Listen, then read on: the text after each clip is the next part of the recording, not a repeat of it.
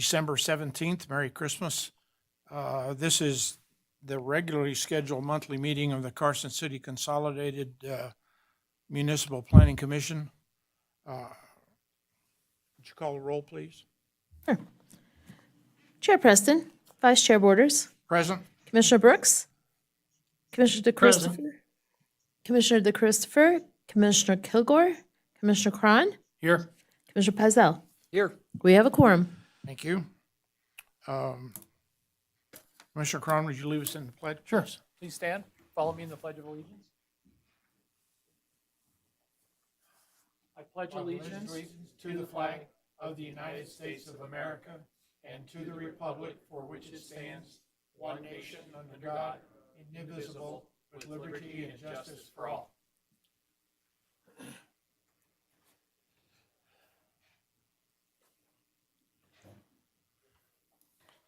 At this time, the public is invited to comment on and discuss any topic that is relevant to or within the authority of the public body, which is, in this case, the Planning Commission. I would like to also tell you that if you're here to talk about a specific item that's on the agenda, we'll ask that you wait until that item is called. You'll have a chance to speak at that time. This is primarily to give public comment on items that are not necessarily on our agenda for today. And if there's any public comment, please come up, sign in, and tell us what you got.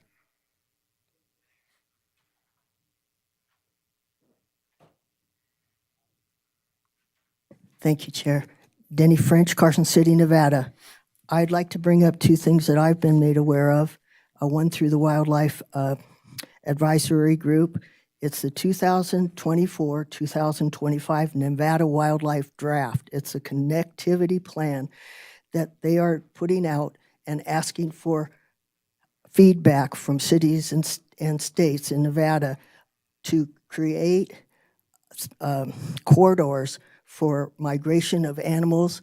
And I got a chance to talk to the people of NDOT, and they also have a person involved with that as far as corridor access and through roads and streets and such. But this particular one's looking for areas of open space that might fit those bill, that deal. Also, I'd like to bring up this Department of Conservation and Resources, the State Environmental Commission. Anybody that has questions about things can call them. I haven't found them to be as necessarily helpful under my circumstances, but they're gracious as far as staff, and they are available. I'd also like to say that there was an event yesterday here at the community center that had 350 approximate individuals from the state and another 100 to 150 in Las Vegas online that were talking grants. They're teaching their staff how to do grants, as well as advising them how to help people in cities do the same. So once they have established a good education base for their staff, then they will be opening up their findings and their connections and to the information to cities and people. So I just wanted to bring those things up. And I'd also like to say that open space is really precious. And I appreciate the fact that we have now other considerations with land moving through land acts, and that if anything looks good or that we've been scouting and think it might be great for this type of animal or that kind of insect, please consider putting that into the state as far as consideration to might be able to get some money from them to help protect those areas.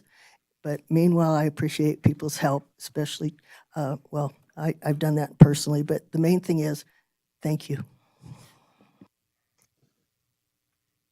Is there any further public comment at this time? Seeing none, let's move on to item number 5, approval of the minutes of November 19th, 2024. I think the minutes were provided in your late material. I don't know if anybody's had a chance to see it or not, but can I have a motion to approve or amend those? Yes, I'd like to move to approve the minutes of the November 19th, 2024 Planning Commission meeting. All right, there's a motion by Mr. Cron. Is there a second? Seconded. Thank you, Commissioner Brooks. Any further discussion? All in favor, say aye. Aye. Aye. Aye. 4 ayes. Any nays? All right, motion carries. Item 6A, LU 2022-0492, discussion and possible action regarding a request for a one-year time extension to January 25, 2026 for an approved special use permit to allow for a multifamily residential development on property within the Silver Oak Planned Unit Development and Zoned Retail Commercial located on the southeast corner of Silver Oak Drive and G.S. Richards Boulevard, Assessors Parcel APN 007-461-19. Heather. Good afternoon, Heather Manzo for the record. So this project, some of you may recall, is located to the south of Silver Oak Drive and to the east of G.S. Richards. This project was before the Planning Commission a couple of years ago. They did receive an administrative extension of time last year and are requesting an additional one per their letter of request that was contained in the staff report packet. The project has not changed at all from its previously approved state, and the only condition that we've recommended amending is the condition related to the timeline, the timeframe for the expiration, which is condition number 3. So I did provide a site plan to refresh the commission memory on the site and the building elevations. So I just pulled a couple of the buildings, Building 4 being one of the largest ones, and then the clubhouse that was included with that. I think the site had a total of 5 buildings that had been approved. So staff is recommending approval of the time extension, and the applicant did want to make a brief presentation if the Planning Commission would like to hear it. Okay, are there any questions for staff? I'm sorry, Chair Borders, one more thing. We did receive a couple of late material emails related to this item. So there was one that was on a high level, more planning or more master plan related, but it did include around this area. So that was included in the late material. And we did receive one email that was in your late material in opposition of the extension. After that, about 20 minutes before the meeting, I received another one that essentially said something very similar. They were opposed to the time extension. And so that's all. Thank you. Okay. Is there any other questions for staff at this time? The applicant here. Please press the button, make it green. Yeah, now it is. There you go. How's that? That's fine. Thank you. I'm Mark Newfer, Alta Consulting, and you see our slide is up on the screen. You have something you want to present to us? Yes, we do. Well, let's do it at this time, okay? Right. We represent Silver Oaks Apartments LLC, and we're asking for the request of the one-year time extension to the SUP out to January 25th, 2026. Okay. Is this property for sale? It has been, yes. No, now. Is it for sale? I think it is, yes. Mhm. Okay. And you indicated in here somewhere that I read that you had your plans all done and were ready to submit them. Yes, in our presentation, we have a very good description of the work that's been done. The site improvement plans and the architecture plans and all the things that go with that are 98% ready for building permit. So if we approve this extension today, when are you going to have crews out there?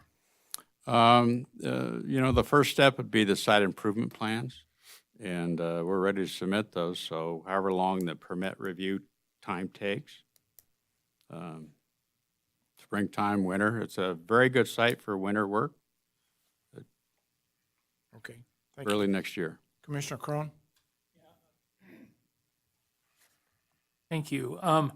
In what was provided for us during our staff report, and I believe also in your letter, you talked about the current market conditions and financing trends that have delayed your project. Could you go into a little more detail for that for me, please?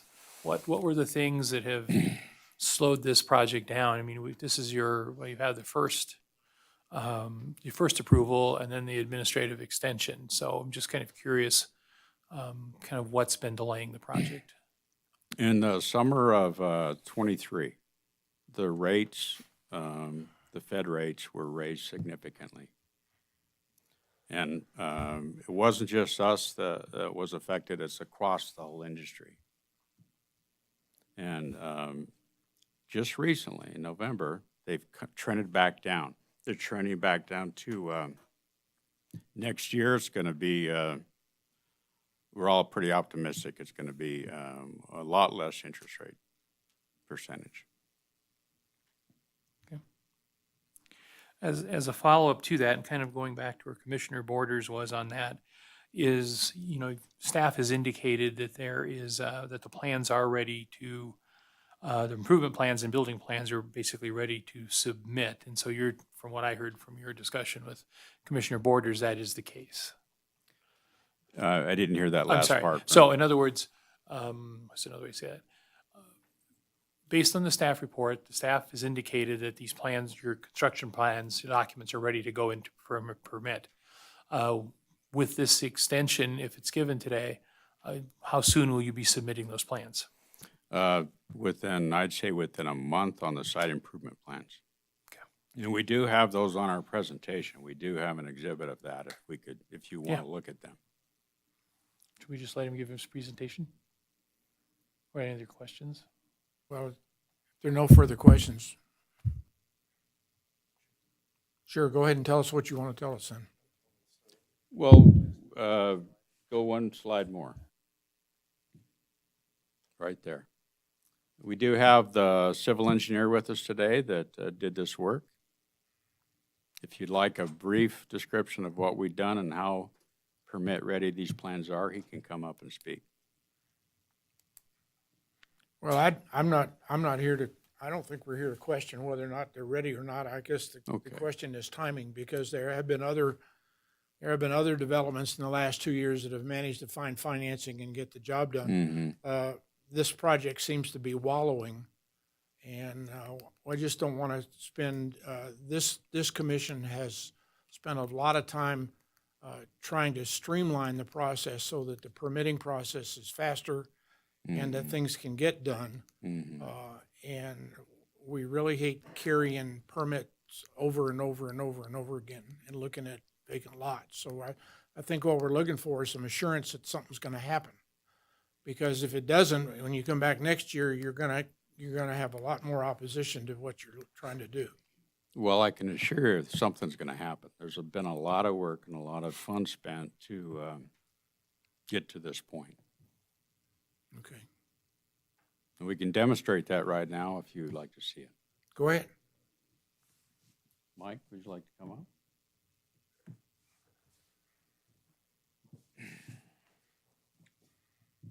Okay, I'll let Mike Bix talk for a minute. Okay.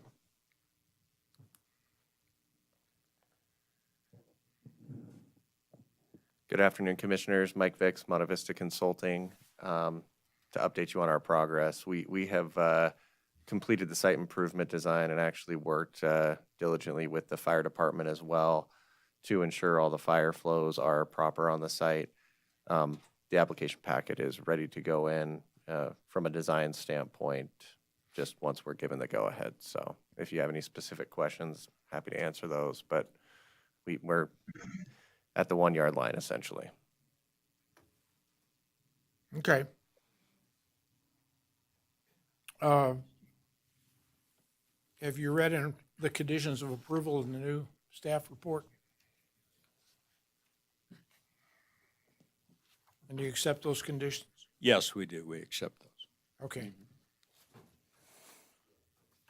Commissioner Brooks, you have any questions?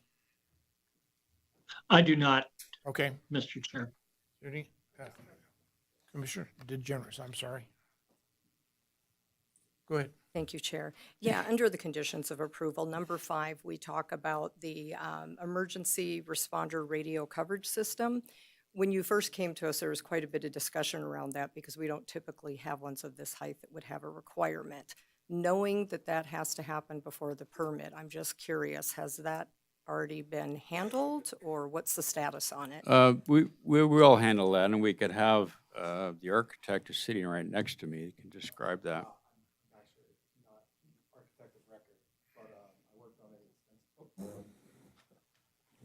I'm actually not. Push the button, make it green. Tell us who you are. I'm Jason Durr with Thank you. KRI Go ahead. Architecture and Archidesma. Jim Mickey is the principal. The radio responder coverage is a completely separate thing, and it has to happen. It's a adaptation of the upgraded fire code. So it's something that's going to happen on a 10-unit apartment complex or a 700-unit apartment complex, regardless. They come out and see if the radios work on site. If they don't, then you need to put in a communication system or vice versa. So it's standard practice for all projects, independent of size. 10 and plus, I would say. Okay, so that's underway. It's not going to get in the way No, of you getting a actually need permit? walls up on the building. Okay. So like you need something to interfere with radio coverage before you can assess whether or not your radios are going to suffice. Okay, The way I understand that is once you say like you're topped out, then the fire department would come out and try and talk to each other. Correct. Yeah. then do if we they- need, In a If nutshell, they for sure. can't hear them, then they have to install. we need to change the language in number 5 then? It reads, don't think prior to so. the issuance of the first building permit, the applicant must submit an EERCS survey. Well, you can't do it unless there's a building. That's why it says it's deferred. Okay. It should be, I think if you need to change that language, you should put it at C of O instead of issuance of permit, because you need something to assess before you can actually do the test in the first place. Of course. Then in that case, we might modify number 5 to say it shall be a deferred submission through the fire department until CFO. Or just leave it. Yeah, the language that was provided was originally provided by the fire marshal, so I would recommend to Okay. leave it as is. Okay, Thank you. all right. Okay, is there any further questions for the developer? Oh, I'm sorry. Commissioner Pizell? Yeah, Mr. Newfer, can you update us as the status of condition number 11, the pro rata share agreement for traffic improvements at the intersection of Silver Oak and North Carson? I can. We've had discussions with Stephen at the end of the table here. We've had a traffic engineer look at this. They did the original traffic study. They've looked at this, and we are, that template is underway. Excuse me. That work is underway to finish that template. We have a draft. Thank you. Any further questions for the developer? Any public comment?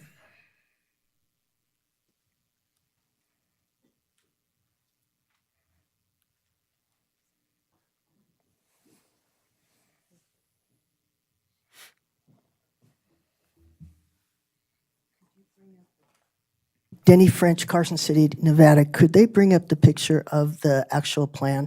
The one with the ground, there you go. I'm curious as to what that area is between that's green. That's their green space and considered requirement by the size of the facility. So it's basically a crown around it and trees inside the parking. The trees on the outside, they're adjacent to sidewalks and such. City has nothing to do with that. It's not like a green, what do they call it, a mow line that's separate from the family. And then there's sidewalk, and then there's the green space. So there's no division there that would interfere with their being able to be in charge of that. I'm counting the trees and I'm going, holy cow, that's going to be interesting. If that's available, is there a restriction on the type of trees or any consideration about because it's adjacent to a sidewalk, fruit dropping or shedding or seasonal such activity, so that those sidewalks would be then part of their responsibility. It looks like it's off the road by a bit of a curbway, and but that sidewalk's not part of their property, or is it? That's what I'm not seeing, a regular sidewalk in the depiction. Is that cities or is that theirs? The one in front, down closer to the next picture. And there's a blue line around it, and what is that to signify? On the bottom depiction of their parking. And so those are my questions. Thank you. Okay. Any other public comment? Heather? To address the public comment, so the green that was edged around the applicant's plan is the landscape buffer between the development and the adjacent properties to the west and north, and then the street along Silver Oak and then GS Richards. So along the street frontage, there is landscaping that's required per code, and so they are demonstrating that they're meeting those code requirements. And then the blue line on the second plan, I believe, is just the property line with the site plan laid over that. So I can see how that's confusing. But the way that landscape plans are prepared is when it shows the tree size, that's actually what it would look like when it's fully grown, not when it's planted. So that's why they show it this way, so it'll demonstrate coverage when it's fully mature. Okay. Any other comments from the commission? Thank you. Can I get a motion? Chair, I'd like to move, excuse me, I move to approve an extension of the expiration date for LU-2022-0492 to January 25th, 2026, as the approved special use permit continues to be appropriate and the activity permitted by the special use permit will not adversely impact other properties in the area or the public interest. I'll second that motion. All right, and there's a second. Any other further discussion? All in favor, say aye. Aye. Aye. Aye. All opposed, no. Motion carries. And I apologize, can we also, in the record, show that Commissioner DeChristopher is also here? Thank you.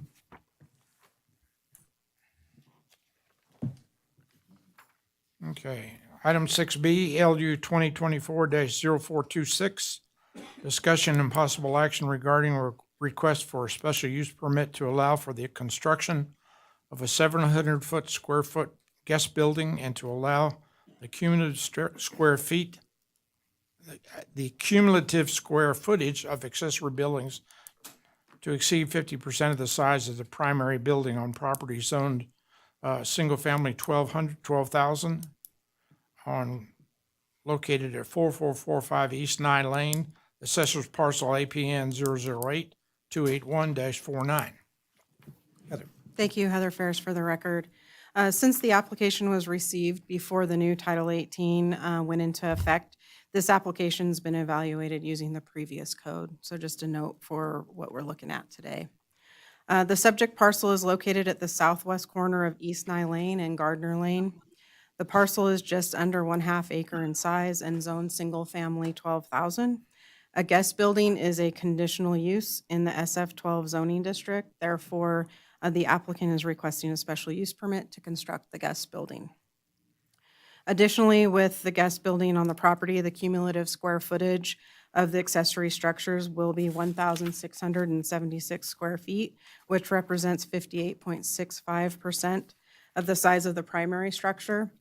And per Municipal Code 1805055, if the cumulative square footage of all accessory structures is more than 50% and less than 75% of the size of the primary structure, an administrative permit is required. Since the findings are the same and the SUP was already required for the guest building, staff is referring both to you as one special use permit for the Planning Commission to take action on.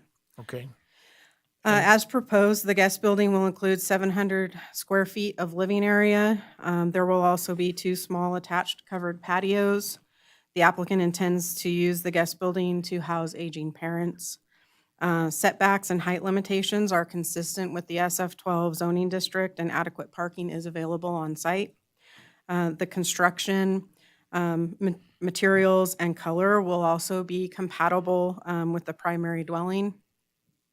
As proposed, the guest building will meet all requirements in Division 1.4 of the development standards, and a full analysis of how the guest building meets those are included in your staff report. So if you have any questions, just let me know.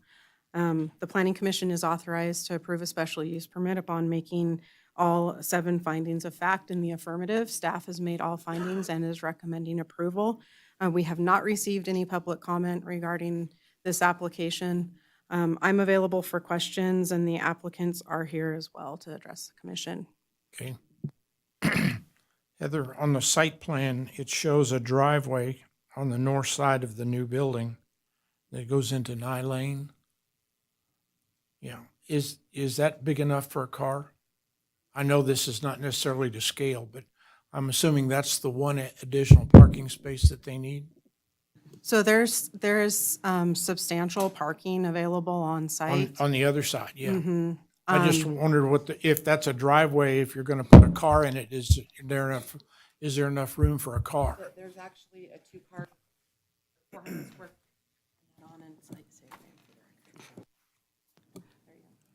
My name is Teresa Fozard, for the Okay. record. Hello, Chairman. And also, we do have a 400 square foot garage / shop that was built, I do believe, in 2017 or 18 prior to our ownership. But that is going to serve purpose as the parking for this house. That driveway, Pardon? the driveway to the north?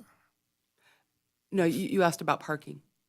Yes, this little driveway that's on your property. Yes, That's your one parking place? outside of the property. No. Mr. Chair, I think what the applicant's indicating is Yeah. that they have an attached garage that serves as parking for the primary dwelling. Correct. They also have a detached garage in the rear of the house. Okay. Which will also provide additional covered parking, I believe, 2 covered will go- parking And, spaces. and I don't disagree with all of that. I was just curious as to why we have a driveway running up to the side of the house. And what I is don't it see that. for? Are you accessing it here? You're No. accessing it off of Gardner. So the applicants have indicated they're accessing the proposed dwelling off of Gardner. Okay. Commissioner Crone? Yeah, a couple questions. Just for clarity, I guess, for me, if you would, Heather. We're talking about, and could you walk me through one more time, what would be the administrative permit, like that whole process again, how it moved from an administrative permit to a special use permit? And I'll have a question after your answer. Sure. So we're looking at 2 different triggers here. First of all, the guest building in the SF12 zoning district requires a special use permit. So they were already coming forward to the Planning Commission for that guest building. Once we received that application, we did the calculation for the cumulative square footage triggers for all accessory structures on site. With the addition of the guest building, it does take those accessory structures over the 50%, but less than 75% of the square footage of the primary structure. So that would trigger an administrative permit typically, but because the findings for an administrative permit are the same as a special use permit, and to streamline the process for the applicants, we took both forward to you for consideration. Okay, that makes sense. And you're talking about the existing, when you're talking about the existing standalone garage out there, Yes, there's a garage and a little lean-to shed that all add up. they all add up, yeah. okay. So then in condition number 1, I guess that's part of the reason I was asking that question, because in condition number 1, it says if things aren't resolved, or the applicant doesn't sign and return this, it goes back to an administrative permit versus a planning commission. So I guess I'm trying to figure out just a consistency issue. I'm not opposed either direction No, I think necessarily. that's an error. It should be to the Planning Commission. Yeah, because it would be in conditions of approval number 1, it talks about the next administrative permit. So you should say that should be Yes, planning commission, correct? that's correct. Yeah, because what it says in that condition, it says, if the notice of decision is not signed and returned within 10 days, then the item may be rescheduled for the next administrative permit hearing, And what I'm hearing Heather say is that it really should say Planning Commission. Correct. That's an error that needs to be modified. Okay. Any other questions for staff? I had a few more. Okay. If I I can. apologize. Oh, no, that's fine.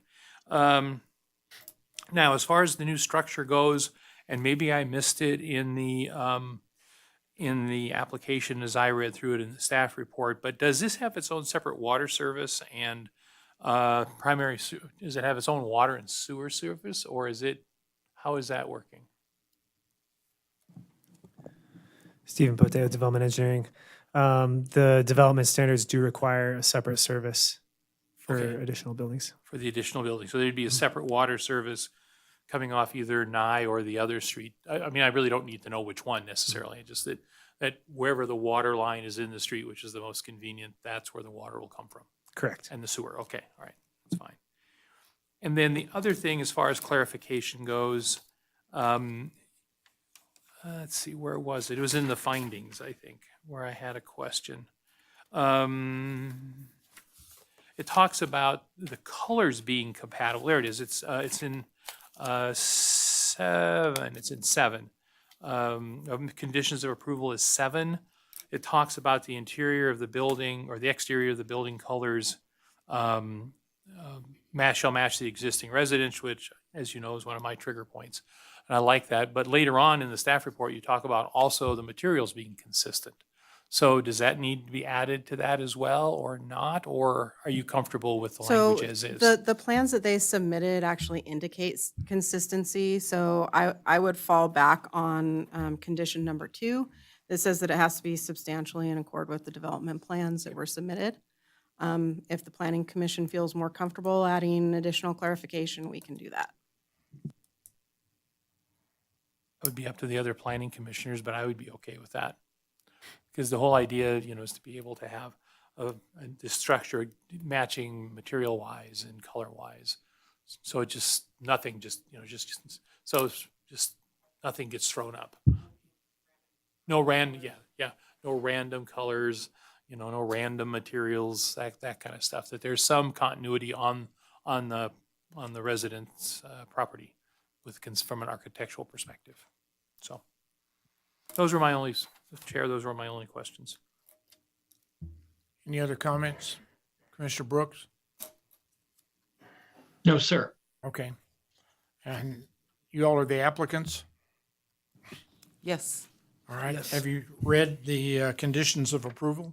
Yes, I have. yes, we have. And if we make that one change, are you still going to accept the conditions of approval? Yes. Absolutely. Okay. Have anything else you want to say? I do have a question. Will electric require separate electric from the house? That I'm not ready to answer. That would be the building department question. Okay, Yeah. okay, thank you. It may be easier depends on how much service you have. We have a long ways to go. This is Yeah. just the beginning, so. Okay. And we do have Applegate engineering firm that we have solicited for the improvement of the site plan. They'll tell you. Yes, yes. All right.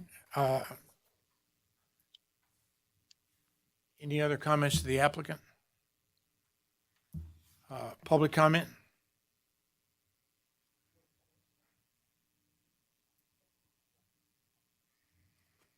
Thank you, Chair. Denny French. I was wondering, has they decided which way the sewer line's going to go out? Because those streets are going to be affected. And just out of curiosity, it didn't seem to be indicated on the map.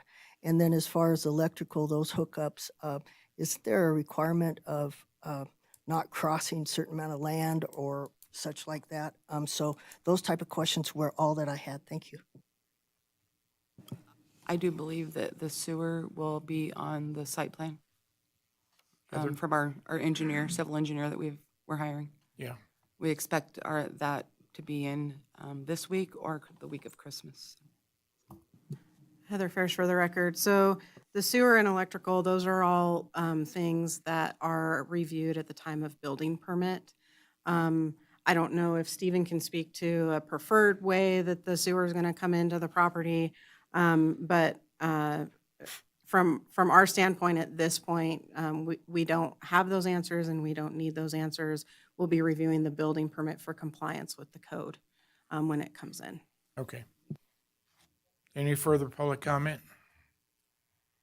Okay. Any other comment from the commission, or is there a motion? Commissioner DeChristopher, you've got your button flashing. Okay. I move to approve LU-2022-0426 based on the findings and subject to conditions of approval contained in the staff report. Is there a second? I second. Seconded by Commissioner Pizell. All in favor, say aye. Aye. All Mr. Chair, opposed? what, was there an amendment also? Oh, yes, it was as we amended. That's what your motion was. Correct? Your motion was to, My motion was including the, as amended. okay, and your second also? Yes. All right.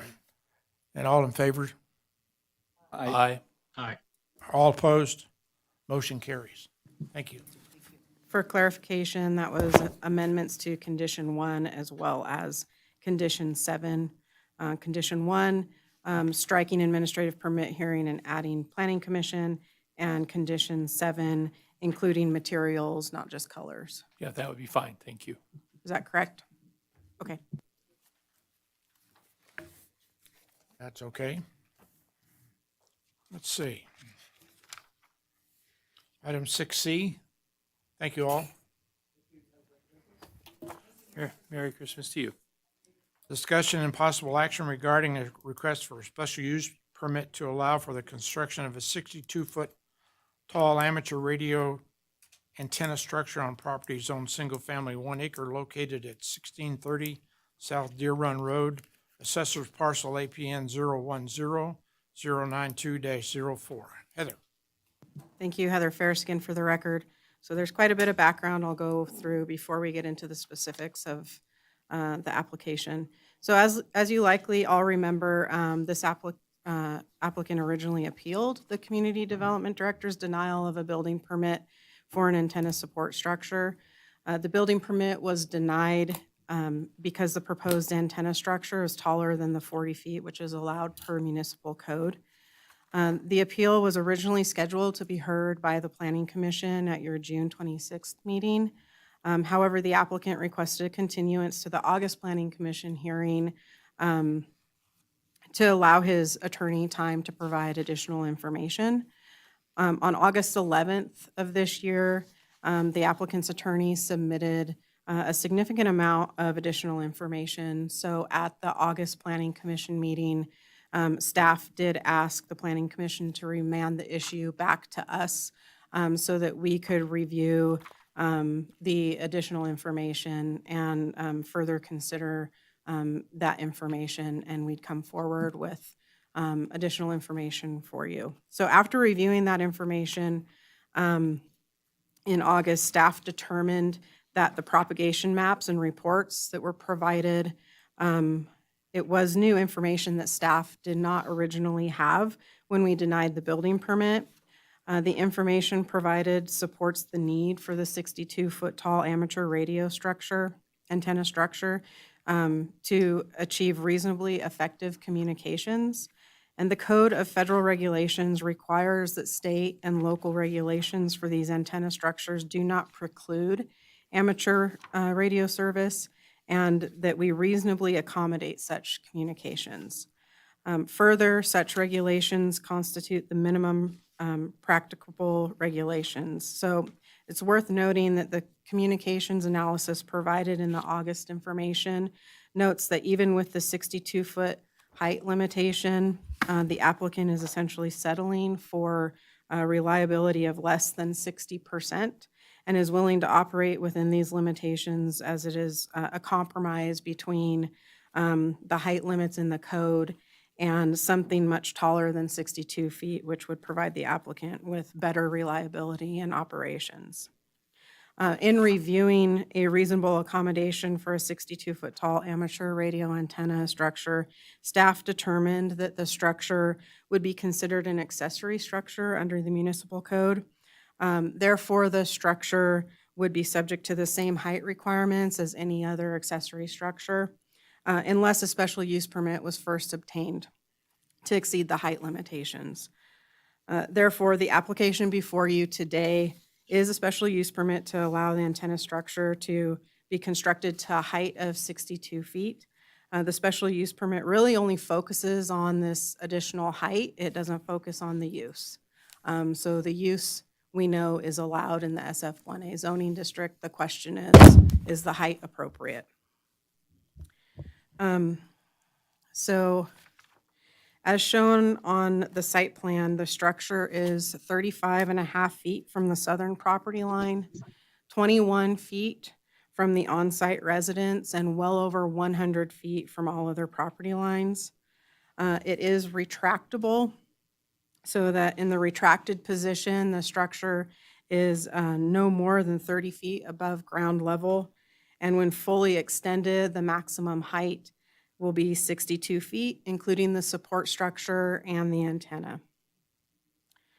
I will note that the applicant had installed the support structure late last year, and as I understand it, and in looking at the antenna from the road, or the structure from the road, there is no antenna installed. There is a flagpole at the top of the structure currently with the American flag. So this is not coming to you as a matter of code enforcement, as a result of code enforcement, but rather the applicant did come forward to us in March to inquire about the appropriate permitting processes. The support structure can be seen in the photos here, which are from the application packet. And it's in the retracted position. And then these are photos from Google Street View. So the Planning Commission is authorized to approve a special use permit upon making all 7 findings of fact in the affirmative. Staff was able to make all 7 findings and is recommending approval subject to the conditions of approval included in the staff report. We have received several written public comments, which are included with your late material. I'm available for questions, and the applicant, Michael Vaccari, is also here and likely wishes to address the commission. Okay, thank you. There are other questions for staff? None? Okay. Right, and the applicant? Sir, you have to press the button, make it green. Yeah. You don't have to hold it. Just Okay, make it I'm green. on. Yeah, there we are. You can let go of it now. There you Okay. go. I'm here to answer any questions. I have none.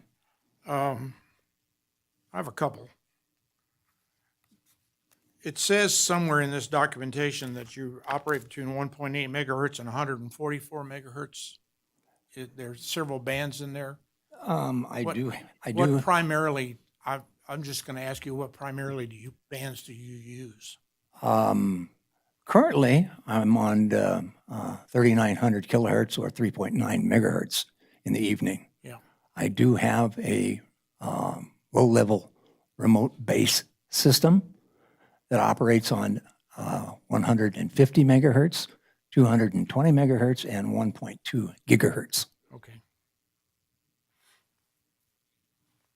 Well, first of all, from a personal standpoint, I have a lot of respect for ham operators because when I was in Vietnam, that was the only way you could call home. And I operated Mars over there in Da Nang. Yes. Well, I was in Da Nang using your Mars station then. With 37th Signal Battalion. No, I was an old fighter pilot. Oh, okay. Okay.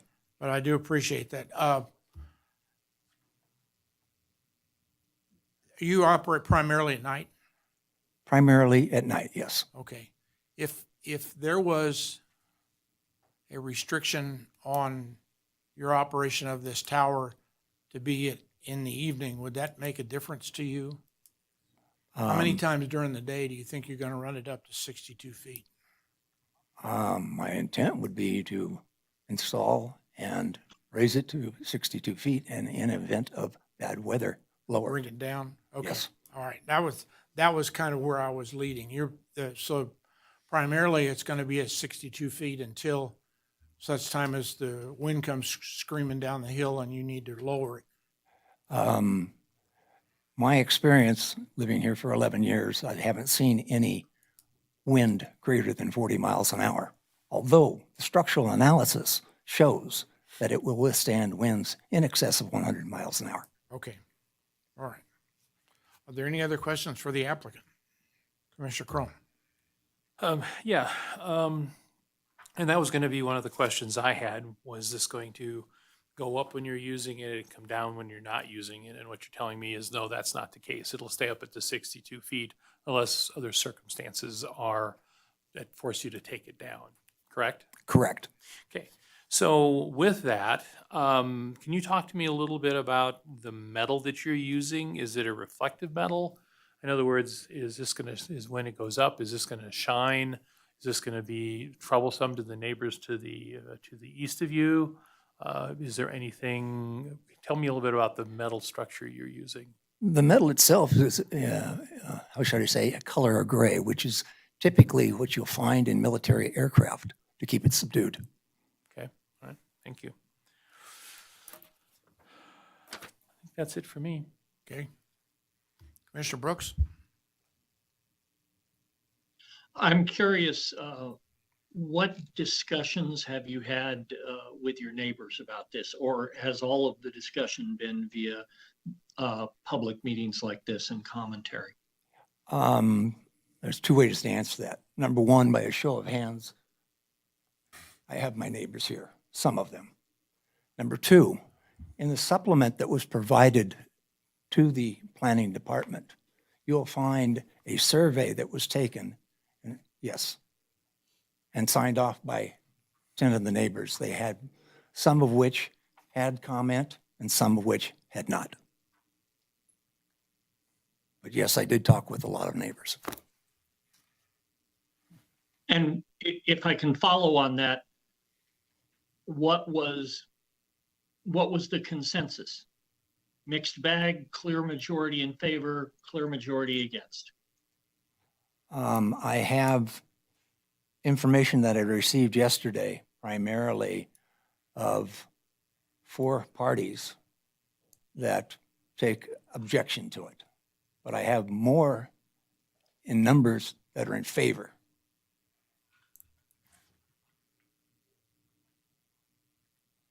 Okay. All right, thank you. Any other questions for the applicant? Yeah, I got one. Okay. Oh, I'm sorry. Go ahead. No, that's fine. One of the concerns that did come up from one of the folks that weren't in favor of the tower is they were talking about the potential height of it in relationship to if it turned over. Now, I know you've indicated that the structural engineer is basically telling you that structurally it'll withstand winds of 100 miles an hour or greater. How would you address that concern about the tower falling over onto a neighbor's property, being further away from the property lines? Because based on the site plan, Heather, could you go back to the site plan, please? One more. Yeah, there So then to the north property line, there's really not an issue, or to the south property line. And then if it fell to the east, it would just be hitting your buildings. So I'm just concerned about, how would you address that concern? Or I guess I'm just concerned about the thing falling over. And if that's, or at least a couple of the neighbors are concerned about that. How would you address that? I would say the typical failure mode of an antenna tower is to fall from the top, not to completely go over on its right side. Okay? And so with that being the case, I feel comfortable that it's not going to exit my property line. If you look at the data that was provided, that the house on that east, on that west side is like 61 feet. So if the tower literally fell straight over, 3 feet of it would hit the house. However, the owner of that house has signed 2 letters in here saying, I love this idea and it doesn't bother me. So I was concerned of that also, but if your property owner, if your neighbor says it's okay with me, I don't think I have, I ought to say anything. We've had the discussion. I've known that neighbor since the 1950s. Okay, Okay. all right, thank you. You're welcome. Public comment? And I will tell you before we start, if there are more than several of you that want to talk, you're going to be limited to 3 minutes. Please come in, sign in, and make sure that when you talk, the microphone has a green band around the bottom. Hi, Lisa Partee. I am not a neighbor, but I think more people need to do what he's doing with these antennas. We need to be able to communicate if we have systems go down and things go off grid. I encourage everyone to go out and get their ham radio licenses. I'm going to do it myself. As for falling down, it's built like a cyclone fence. So if wind can't knock down a cyclone fence, I don't think see how it's going to knock that down. I think that's a silly argument. And it's not obstructing, it's not ugly, it's fine. I hope that you do approve this. Thank you. Okay. Anybody else? Maybe if I just ask you guys in the audience that are here that are in favor of this, just raise your hand. Okay. So then you still have an opportunity to come speak, please.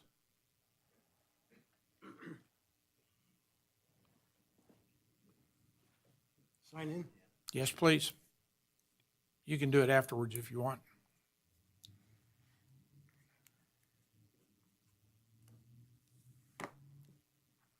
I am a ham radio operator, extra class. Please bring that mic closer to your mouth.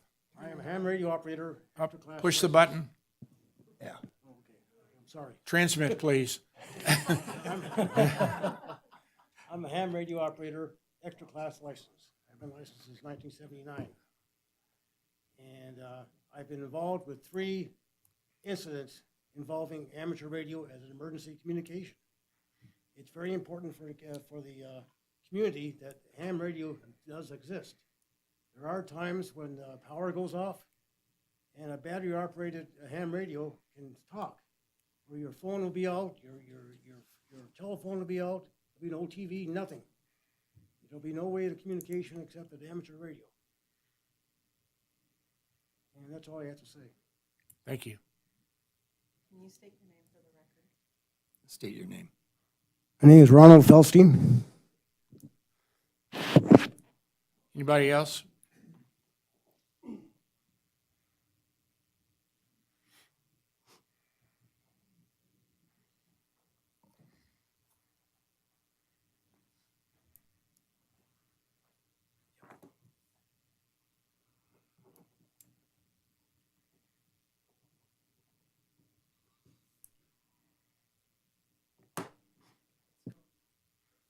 No, make it green. There you go. State your name, David. Oh, That's the I'm sorry. ring. Oh, wrong. I was looking at the button. It turns ring. My name is David Lohr. I live here in Carson City. I am a ham radio operator myself. I have been since I was 18. I'm a registered professional engineer in the state of Nevada, electrical. And I cannot tell you the number of times that I have seen amateur radio being the only method of communication available in an emergency.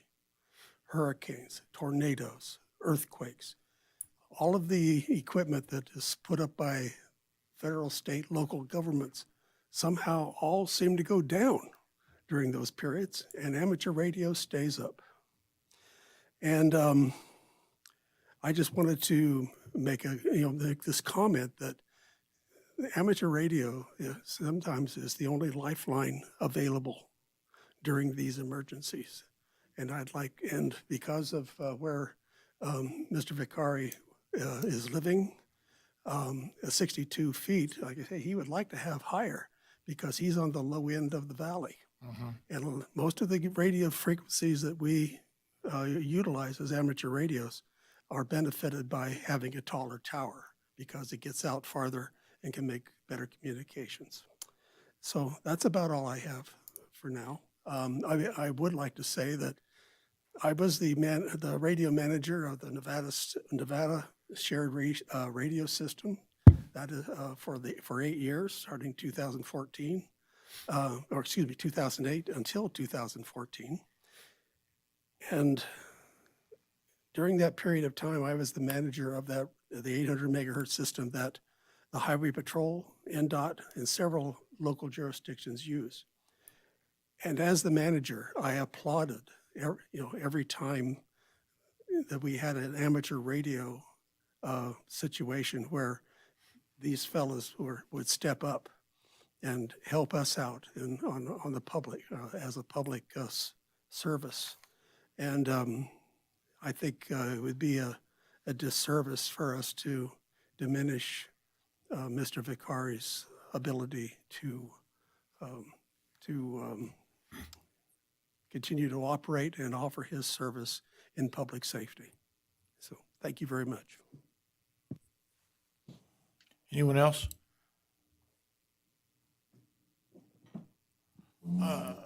Mr. Chair, Yes. before the commission deliberates, just a quick comment. There's been some questions and comments about the neighbor supporting it and neighbors supporting it and so on and so forth, and that's fine. I just want to be really clear.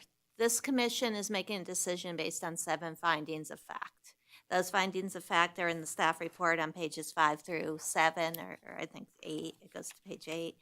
And so it's really important as you have your deliberation that you speak to the findings of fact. Thank you. And also, I know that our attorney did review all this information, and I think it would be beneficial for Todd, if you would, can you explain to us and everybody else what amateur radio operators are governed primarily by the federal government and federal statute, and there are some things that we can and cannot do? Sure. This is Todd Reese, Deputy DA for the record. As Heather mentioned in the beginning, amateur radio operators are federally regulated. In general, a local municipality is required to not outright prohibit the installation of amateur radio towers, and it's required to generally do what is reasonably possible to encourage the installation of amateur radio. Now, that doesn't completely deprive the planning commission or the local municipality of the power to say, no, you can't do it in that spot. But there needs to be a very valid reason for not saying no and not in that spot. For example, we probably can't allow a amateur radio tower next to the airport for obvious reasons. And I'm not going to, speculate on other reasons not to install one, but it needs to be essentially something that's going to present a very clear safety or other related issue that you can identify that would prohibit the installation. Okay, thank you. Will you have to light this? Yes, I am licensed. No, light the tower. Oh, no, I do not have a light on the tower. The tower report that I obtained through the commission, Federal Communications Commission, doesn't require it. Okay. Any further comments? Yeah. Yes, sir, go ahead. Thank you. Actually, Hope and Todd kind of covered. I was going to ask Heather to talk about NRS 278.02.085.02. It talks about if you're going to restrict height, there has to be a reasonable accommodation. And obviously, Todd pointed that out. And from from what the applicant is testifying to, he would prefer to go higher, but 62 feet would be a reasonable accommodation in his view. So I just wanted to alert you to that. Okay. Is there any other public comment? Before we bring this back? Yes, ma'am. I just said, is there any more public comment? And then I said, yes, ma'am. Thank you. My name is Jacqueline Carlin. I live in his neighborhood, and we live adjacent to his property. As I've passed by his property, I've seen the original tower, and it's built structurally where the wind will go through it. So I doubt that the tower would fall if the wind went through it. It's not a solid structure. Okay. That's it. Thank you. All right. Any other discussion on the panel? Or a motion? I can make a motion. All right. Chair. Commissioner Crone? Okay, I move to approve LU-2024-0392 based on the ability to make the required findings and subject to the conditions of approval included in the staff report. I second. Seconded by Commissioner Brooks. Any further discussion? All in favor, say aye. Aye. Aye. Opposed? No. Motion carries. Mr. Chair, it wasn't I who seconded. You might want to. Oh, I'm sorry. Those who are there. I saw your mouth move, I thought. Commissioner Pizell seconded. All right. Where are we? Item 6D, discussion and possible action regarding a recommendation to the Board of Supervisors concerning a request for an amendment to the tentative subdivision map conditions of approval for TSM 19-054, Blackstone Ranch South, to modify or delete conditions of approval to allow for the bonding of required improvements prior to the recording of the final map and related changes to clarify the timing of roadway improvements to the Railroad Drive extension on property located to the east of the eastern terminus of Railroad Drive within the Blackstone Ranch South Specific Plan Area, SPA, and zoned single-family residential 6,000, SS parcel number APN 010-051-44. Heather. Thank you. For the record, again, Heather Manzo. The property's highlighted on the screen here on the vicinity map. And as previously approved, one of the main requirements is that the Railroad Drive extension be extended to East Fifth Street to tie in with where Matterhorn's going to come out of Lampa Ranch North. So this site plan depicts everything that's associated with this project, including that right-of-way extension. So when the applicant was doing their due diligence and getting ready to submit for permit and final map, they discovered that there were some limitations to the conditions where the way it was stated in the approved conditions, they couldn't bond for some of the improvements like the final construction of the extension of Railroad to East Fifth Street. Typically, construction traffic will access a road before it's finally built to the finished standard, so that the roadway is not impacted by the construction traffic. So the applicant took a look at everything, met with staff and said, hey, these two conditions are really causing a problem. In addition to that, there's an environmental study that has to take place during a certain period of time. So they've got to do that study, which will push out, the final map will expire in July.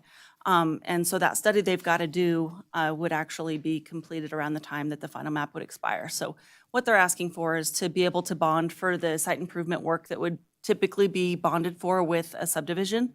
And then when staff was looking through the conditions of approval, we realized while the intent was to require all of the construction traffic associated with the project to come off of Fifth Street, it really wasn't that clear in the approved conditions. And so that's why you'll see additional conditions modified to clarify that requirement. And then there was a typo in the allowable square footage of the easement on the city parcel. And so instead of noting the square footage, we just put the recorded document number that has that square footage listed in the document itself. So with that, those are the 4 amended conditions that are being presented before you this afternoon. And staff is recommending approval and happy to answer any questions. Okay. Questions for staff? Oh, Yeah, Heather, just a quick question. Do you know Commissioner this? Pizell, I'm sorry, go ahead. Do you know the status of the CLOMAR, the conditional letter of map revision? Stephen Pote, Development Engineering, for the record. My recollection is they had just a very conceptual level analysis done that would have to be submitted for their site improvement permit to be issued. Thank you. Commissioner Crone? Yeah, I was curious regarding the background. What, obviously these, just like any time we do this with a large development, these conditions of approval get looked at and relooked at and edited. I am just curious, what was the background or what was the thinking at staff level, if you would know it? Why the improvements associated with the conditional letter map revision, the CLOMAR must be constructed and may not be constructed in lieu of construction. Do you have any idea of why staff, I would assume it's in the floodplain, so it'd be the floodplain manager maybe who was making that condition? I don't know. So Stephen, what can you tell me? Yeah, Stephen, for the record again. So to give a little background, FEMA shifted some how they view these approvals and how single-family homes are treated as they're being built. So there was a time where FEMA would allow single-family homes to be built based on what we knew the map would be when it was approved. They no longer do that. So really the intent here was to try to limit the amount of time between when the construction is built, the map is submitted to FEMA, and when you have homes being built. But it's not consistent with what we've done in other subdivisions around town. It's really up to the developer to manage that to the best of their ability. So they'll move forward as quickly as they can, and they'll really have 2 choices at that point. Once they've submitted to FEMA, they can either build as if they were in a flood zone, which would require them to elevate the house's finished floor level, or they can wait for that map to record and build to the new map.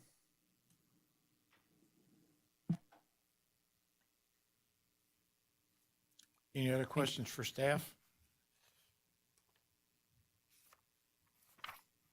The developers here? Good afternoon, Commissioners. Bobby Merrigan, D.R. Horton. And the 740,000 conditions of approval? Yes. 51, are they acceptable? Yes, they are. Okay. You have any further things you would like to tell us? Yes, Ken Anderson, JKAE. I'm the civil engineer on the project. Go ahead. To answer Commissioner Pizell's question regarding the CLOMARs, there is a approved CLOMAR prepared by House Moran for the subdivision itself. And then there was a separate CLOMAR F for the roadway extension, both of which we will be designing to meet the requirements for FEMA.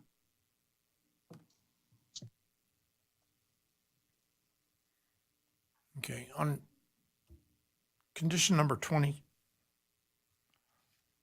Heather, I understand why we took the bonding out, but it says at the time of final map, the Board of Supervisors shall defer acceptance of the roads. The Board of Supervisors shall consider acceptance of the roads when construction has concluded and will accept the roads only if all road damage has been repaired.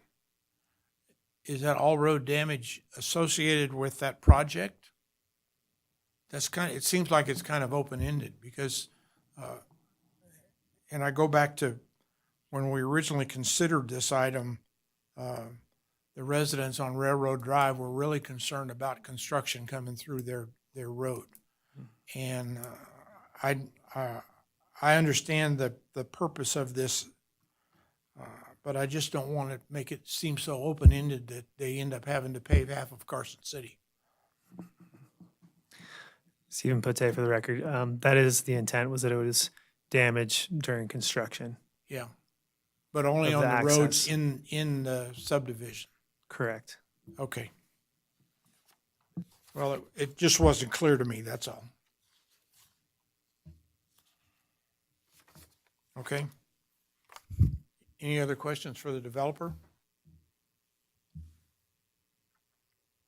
Hearing none.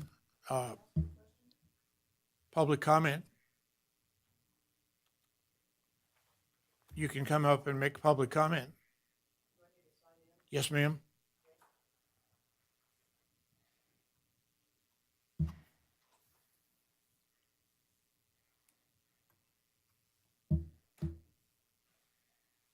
It's green, go ahead. Thank you.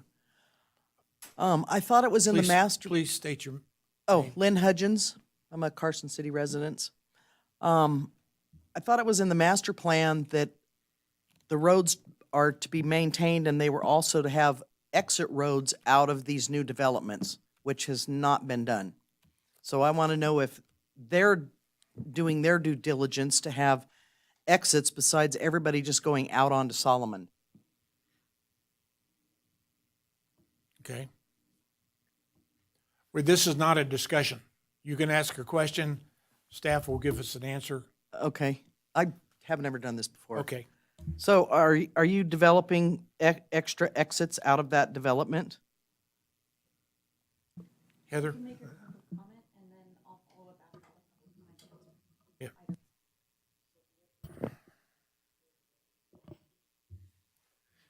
Oh. You okay. talked to me. Okay, You told me what you wanted to say. okay. Thank you. The reason why I have the question is because there was 160 units put up on Bud-Eye, and there aren't any extra feeder roads going out to Fairview, Airport, and Fifth Street for 160 extra units. And it was my understanding that it had to be, there had to be extra feeder roads because there's also a problem out on Ash Canyon. So that's why I have the question. Okay. Thank you. Thank you. Heather? So in terms of condition number 20, when we take a final map forward to the Board of Supervisors, it's actually a matter of practice that the board will reject acceptance of the roadway because at the time that a final map's going to the board, usually there's not any construction work that's been done. So we don't want to accept a road right-of-way without the improvements being complete and to a level that meets city standards for a street to be dedicated. So on the final map, there's a deferment of the acceptance of the roadways. And then once the applicant has gone through, built all the roads and everything's all done and Public Works has inspected it and it looks good, our property manager takes that back forth for acceptance of those roadways, and then they become city property. So that's a matter of standard practice, really, condition number 20. And then in terms of access from Solomon, so this site plan shows where Railroad Drive ties into Solomon Road. So that when the project's complete, not for construction work, but when it's complete for residents to access the project, one point of access is from Railroad off of Solomon. And then the other one will go all the way up to East Fifth Street, and that will provide actually a bigger roadway. It's going to be built to collector standards, so it's a larger roadway than just the local roadway that Railroad Drive is now. So there will be 2 points of access for this project, and my guess is just based on how it looks, Fifth Street will probably be the primary on this. Okay. Is there any other public comment? Go ahead. Can you hear me? Yes. My name's Kelly Clark. I live at 1910 Jocks Way, which is in adjacent area to Blackstone South. And I have a couple of questions, and they really have more to do with pedestrian access and the railroad drive extension rather than anything else. In earlier maps, when we reviewed the maps and we actually met with the developer, there was discussion about how we could access linear trail from Railroad Street. And the reason I specifically mention this, and when I'm saying by access is I mean pedestrian access for children who live in the neighborhood. The reason I ask this is that currently, if you live at the end of Railroad, you would walk all the way out Railroad Drive and then down Solomon and then into Fremont School grounds. And we had asked the developer previously if pedestrian access could be provided across linear trail much closer in, so that the children did not have to walk all the way to end of Railroad and then along Solomon. We're hopeful that this will be a pedestrian friendly community, and bicycle and pedestrian use on linear trail, which, as you're looking at this map, is the gray stripe that is just north of the northern project limits. That is a very heavy use area for pedestrians and bicyclists. And so I don't see, maybe I'm not reading the map, or maybe staff can answer the question, if there is a pedestrian access on the northern route. And then similarly on the map, when we discussed this previously with the developer, we had requested access to the trail that's on the eastern side of the development, which is adjacent to the freeway.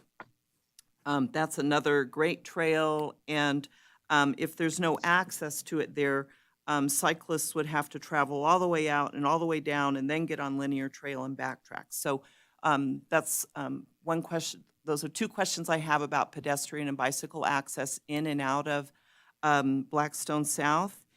And then the second part of my interest is on the Railroad Drive extension, the farthest north piece where it attaches and accesses East 5th Street.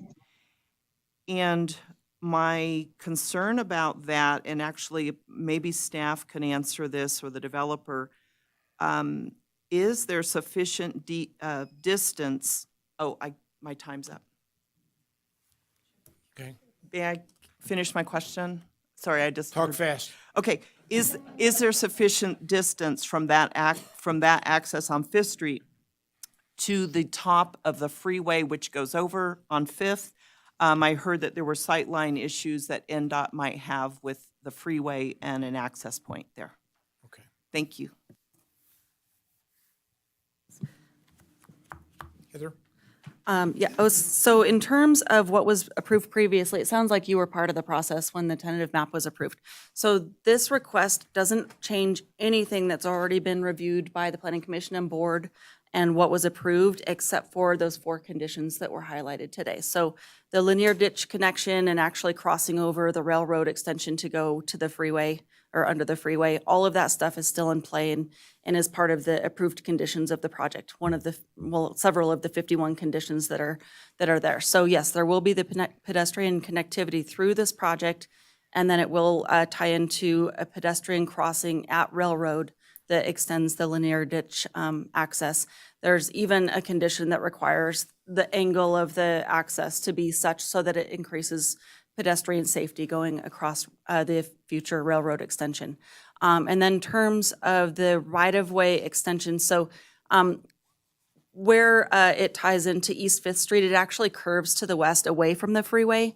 I think there's several hundred feet there, and it'll line up with the Matterhorn Drive, which is the Lampa Ranch North Collector Roadway across to the north of East Fifth Street. So all of it's been designed to tie in really well to increase safety and reduce the amount of potential conflicts there might be with both pedestrians and vehicular access. Additionally, the Railroad Drive extension, as soon as it leaves the Blackstone South project and extends across the linear ditch parcel and the Lampa Ranch parcel to Fifth Street, it's a 60-foot wide right-of-way, which will include pedestrian and bicycle facilities as well. Okay. Any other comment?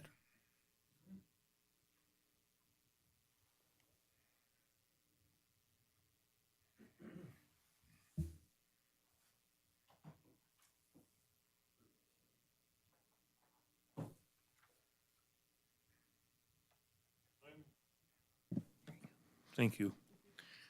I'm Rick Riondo, and I live on Railroad Drive.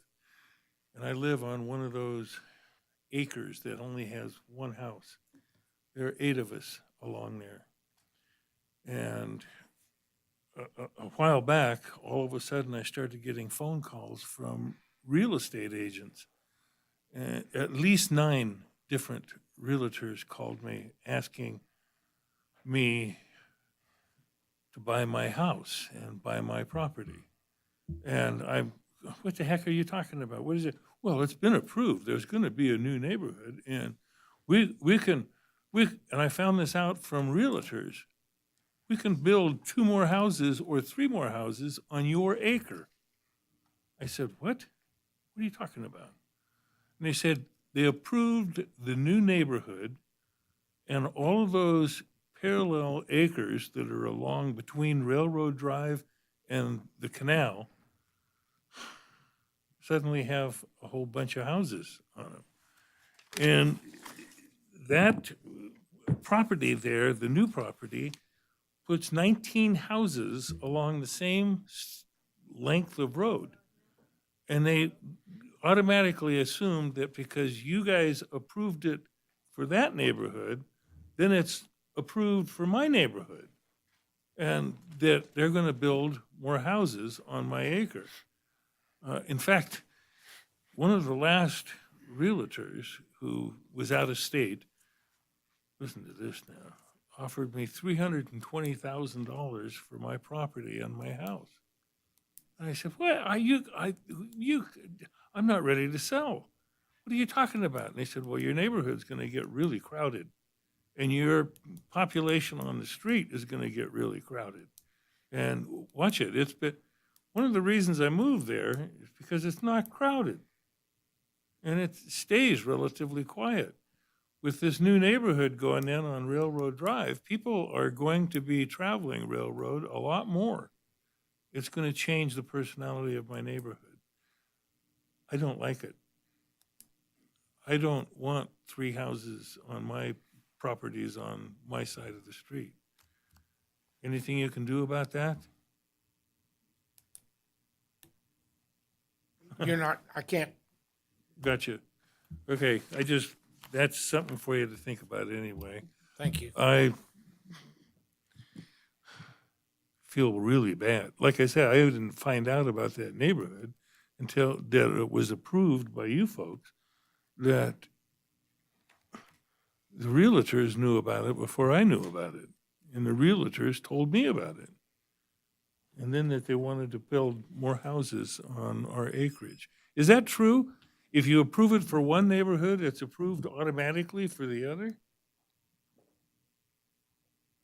Oh, thank you. That's right, they can't answer. I think your time's expired. Heather? So in terms of what's been approved, the tentative map that is the darker stuff here labeled Blackstone South, it's 103 units, I believe. That's what's been approved. The zoning for that is SF6, which requires a minimum lot size of 6,000 square feet. I can clearly see where the commenter's property is to the west of that. So those 8 parcels on the north side of Railroad are privately owned properties. I apologize, I don't know what the zoning is for those. I didn't look at it today, but there's no redevelopment or development proposal that this applicant is presenting to the Planning Commission in association with his property, and the best way to keep his property the way that he's got it is to keep his property. So we don't have any control over the real estate market and who's calling whom to try and make a deal, but there is no plan in the works on the city's side for redevelopment of the existing neighborhood. Okay. Any further comment? Sure. Thank you for this opportunity. That I do appreciate. You guys are great. Thank you for that. Hello, my name's Ariel Holmboe, and I had a question. Could you say that again so she can hear it in the, Ariel Holmboe. okay? My question was, are construction trucks allowed to park on the original railroad drive? And another question is there a limit to the noise? I've had construction trucks lately come and park in front of my house and put cones up in front of my doorway. And I don't know if it's a part of this construction or if it's part of something else. And then I also work nights. So during the day, which the construction will happen, the noise will definitely affect me. So I was wondering if there was a limit to that. Thank you. So in terms of construction activity, there are conditions of approval that relate to limitations for the hours of construction.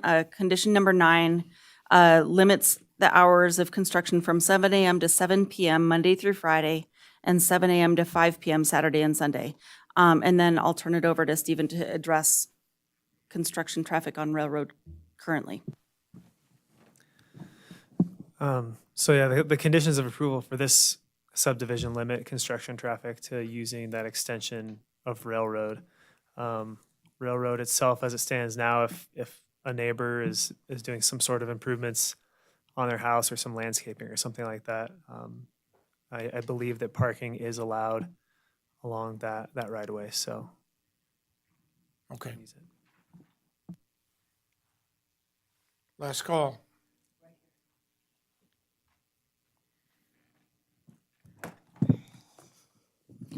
Denny French, thank you, Chair. I'm not really for this whole project, so it's sort of hard for me to be specific about my concerns. I think everybody have spoke of the main concerns that I would have come up with.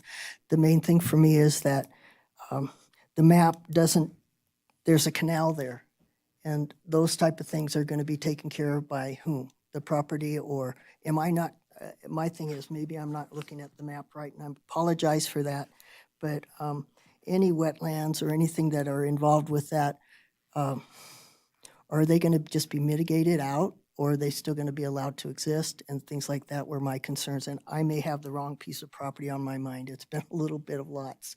So thank you, though. Okay. All right. Any other public comment? Okay. Bring it back. Oh. I just wish you'd turn up the volume so we could hear what you're saying up there. Speakers facing the dais, you guys can hear. Back here, we can't. All right, I apologize. Is that better?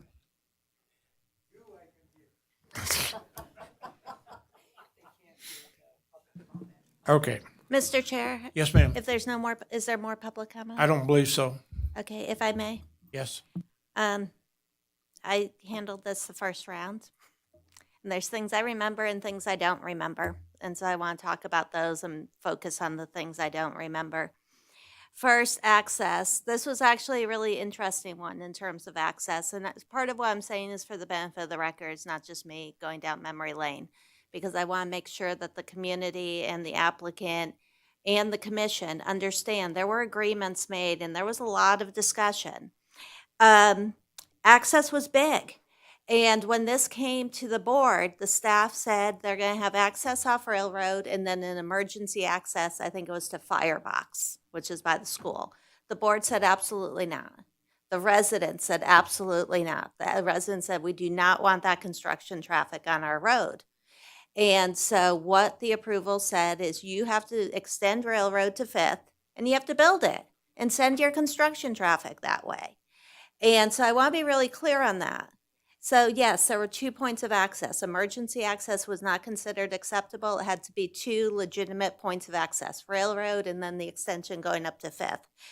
That said, there may be a construction vehicle parked on Railroad. Railroad's a wide street. You can park a vehicle. If a worker may park there. I want to be really clear, that may happen. The construction traffic is supposed to take Fifth from Salomon. I want to be really clear on that.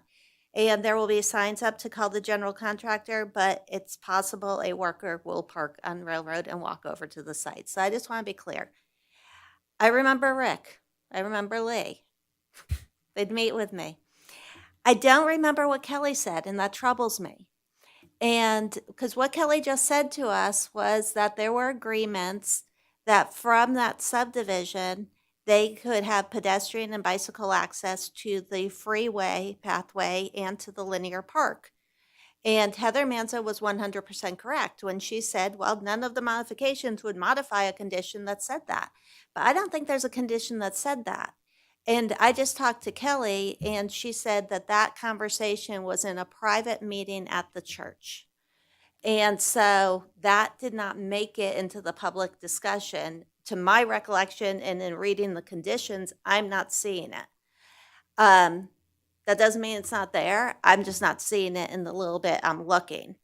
And the discussion in the public meeting was very much focused on the pathway of vehicular traffic and construction traffic and the need for that second access to go all the way up to Fifth. So Heather may be able to find it. Heather Ferris and I have been quickly trying to look for it.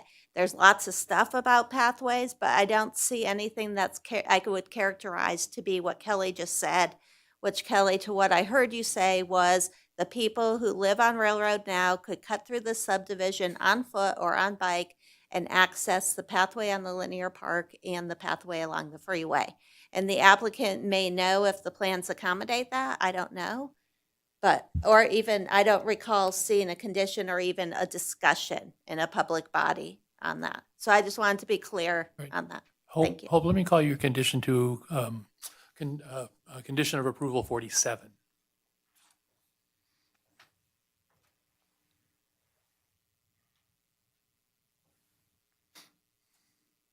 We're talking about access easements, but I don't see. Yeah, because as I read it, it says, as part of the final map, access ways to the city's linear park and to the future path on the east side of the subject property shall be recorded as public access easements. I hear you. I'm not equating that with what Kelly said. Okay. May I speak to Please, go to the ahead. pathways? Ken Anderson, JKAE. As part of the tentative map plans when I took over the project, there was a common area opened up, and if you look on the display, it's in the southeast corner adjacent to the freeway. It's approximately a 20-foot wide sliver of land that we are proposing a connection from the subdivision to the existing pathway for connectivity. There's one on the southeast corner, and then we are also on Railroad Drive making connections, the connectivity to the linear park path as well. So those are where the connections are to the current trail system. And we also provide bike lanes and sidewalk throughout for the connectivity as well, which makes the connection all the way up to, I also did the Matterhorn plans on the north side of Fifth Street. We make that makes that connectivity as well for the 10-foot bike path that runs north along Matterhorn. Okay.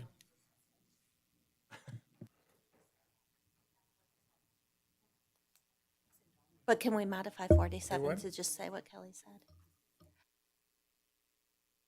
Well, I was here when we did this, and I have to agree with what Hope said, is that The biggest concern we had at the time was accessing Railroad Drive as a construction road. And I think when we finally finished, I think we accomplished that Railroad Drive would not be an access road for construction of Blackstone South. And the developer is saying that he's made accommodations to get to the pathways. And what we're only considering here today are some changes in what was agreed to that deal with timing and bonding, and not with the actual construction of the property. Agreed. I just didn't want to mislead the public into thinking that physical access would be accommodated, because I didn't see that. But what I hear the applicant's engineer saying is physical access to both of those trails will be accommodated. Is that correct? I believe that it was also shown in the tentative map plans that were approved. And that's very well true, and maybe that's why there was no condition and no discussion. So, and I have no recollection. Okay, that's fine. I just didn't want that to get glossed over. That's all. Okay. And if I may, I feel like, so there are multiple conditions across the 51 that speak specifically to the linear pathway system and how it ties in and crosses railroad. So conditions 23, 24, 31, 32, 33, and 47, from just a quick review, all speak to the linear ditch, the improvements to the multi-use pathway system that were required to address the UPMP manual that Parks kind of utilizes to expand the multi-use pathway system throughout the city. So I do believe it's addressed through the conditions, but if it's not clear, we can address it. I think we're okay, given what Yeah. the applicant's representative has stated on the public record.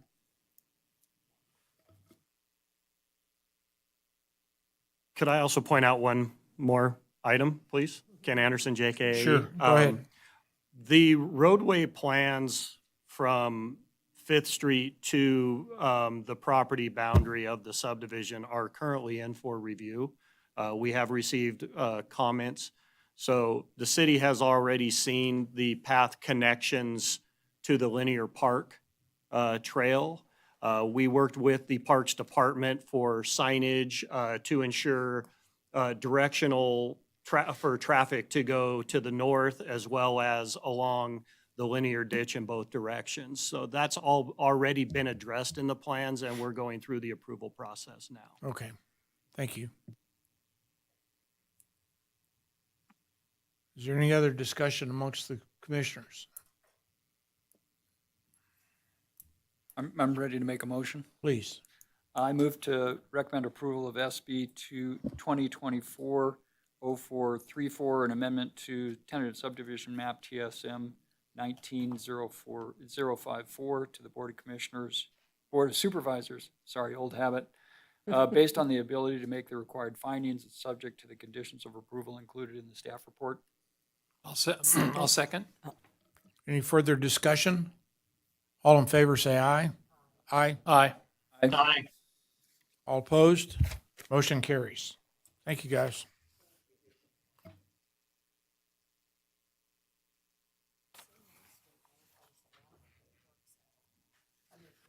Mm-hmm. Yeah. We beat this to death for a long time.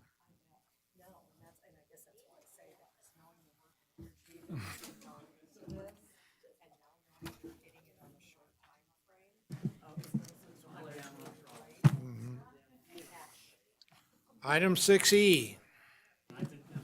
And don't drag it Okay. out. No, I Yeah. will not, sorry. Hope Sullivan, Community Development Director. Okay, so what are we doing? Okay, so basically the purpose of this item is to update the commission on the master, Excuse me, Hope. Can you guys, we still got things to do. If you all could do that in the hallway, I'd appreciate it. the purpose of this item is to update the planning commission on the master plan implementation activities and to review and make recommendations to the board on the master plan action plan and other master plan related items. Given our efforts this past year on the master plan update, this is a very brief report. I'd rather look forward than backwards, to be honest. There have been some accomplishments this past year. We did adopt Title 18 and Title 18 Appendix after 5 years of working on it. And However, we still don't have a copy of it, yeah, I don't either. I know. Todd. And Dandy is aware. And we rezoned 2621 Northgate Lane, which was a property the city had owned, and it went into private ownership. The city disposed of it. Looking forward, the one property that I think we do need to look at from a zoning perspective, and it kind of came to the surface as part of a recent application you had, was the Silver Oak Golf Course. That has the correct master plan designation of open space, but the golf course has a zoning designation of single-family 12 PUD. So because it's a PUD, it's clear that at the time the PUD was adopted, it's indeed a golf course. It carries a lot of drainage and things like that. But it's also a bit misleading because, one, we're not implementing our master plan if we designate it for residential zoning when the master plan is quite correctly open space. So I'm suggesting that we pursue rezoning of the golf course to Conservation Reserve. The golf course is owned by the Silver Oak Homeowners Association, which is controlled by Mark Turner. I have had a couple conversations as well as swapped emails with Mark Turner on this. And he just wants to be very aware of what this means in terms of impact on neighboring properties and future properties that aren't developed yet. He'd like to sit tight a little bit on the properties that aren't developed so that when he carves out his lots, he can do so in a way. For example, some of you may remember a couple of years ago, we came forward with what we called the Silver Oak Diet. And it was because the golf course was so wide and there were areas of the golf course that weren't functioning as part of the golf course. So we did a bunch of lot line adjustments and we shrunk the golf course a little bit to put those properties as part of the residential lots, reduce the maintenance responsibility at the golf course. And so similarly, he wants to have the opportunity to do that before any type of rezoning and also understand how this Conservation Reserve zoning may impact any setback requirements and things like that. What I've explained to him is I believe the rezoning's appropriate, given the master plan designation and the function of this land. All of that said, all I'm looking for right now is for acknowledgement that we have something inconsistent with the master plan and to authorize me to start the process of a rezoning. Your action today just tells the board, yeah, we should put this on the to-do list. It doesn't de facto rezone the property. And then I would certainly work with the property owner in understanding any ramifications there may be once the board, if the board were to say, go ahead and pursue that. Yep.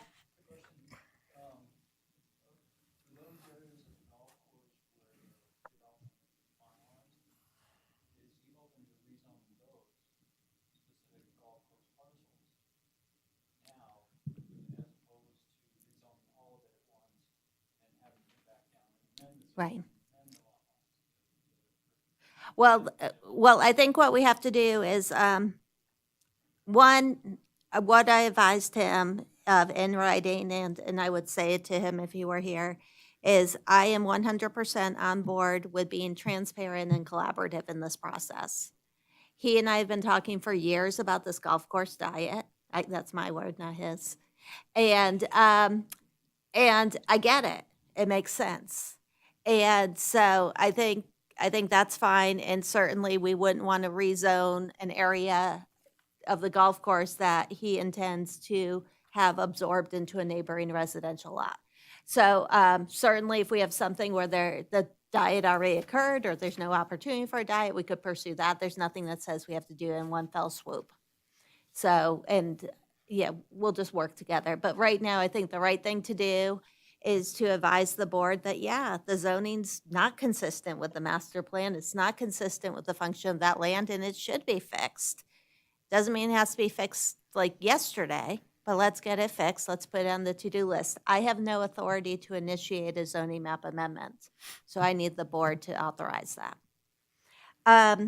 Let's see, what else? Last year, you had one master plan amendment on November 21st, 2024. The board voted to designate the 3.64 acres at the southern terminus of Louise to community regional commercial. This time of year, when we do the master plan annual report, we tend to go through some of the growth data. I'll do that briefly. We also do it during growth management. So when we look at the residential permits by type, you can see that we had a lot of multifamily in 2023. And so that was a lot, actually.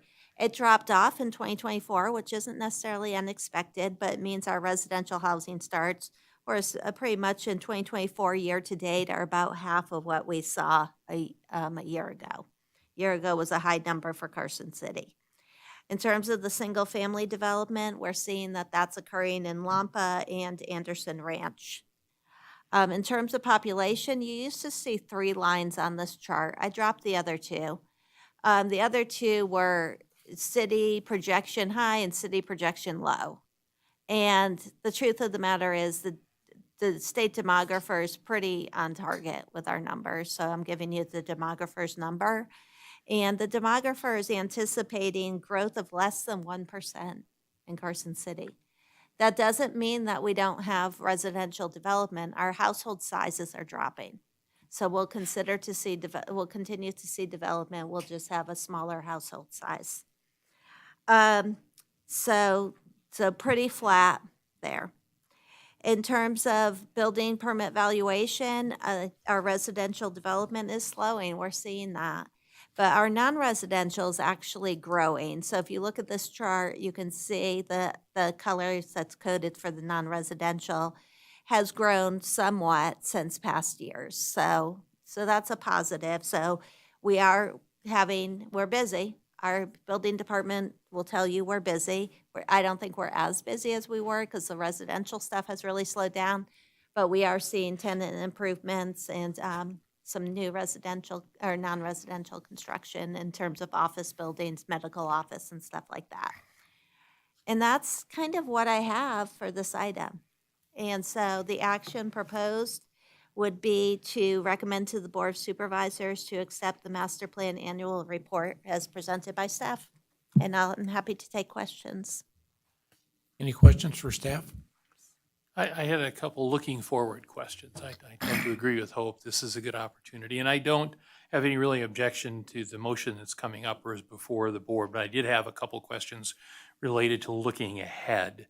If we get the master plan adopted by March 2025, which is what the goal is, there has been a lot of discussion about aligning the master plan with zoning. You're starting into the budget process. Probably if you haven't started already, you're going to hit it on the ground running starting in January. So is that something you're going to take forward, or does the commission need to have a discussion Thursday with the board? How should that work? I believe what the master plan says right now is there's a reference to the portion of NRS that says that when you have a master plan, you're supposed to put your zoning in place consistent with the master plan within 1 year of the master plan adoption. I don't remember which NRS that is. Rob might know. Do you? You always do. What is it? No, it is 1 year. I just can't remember 278 what.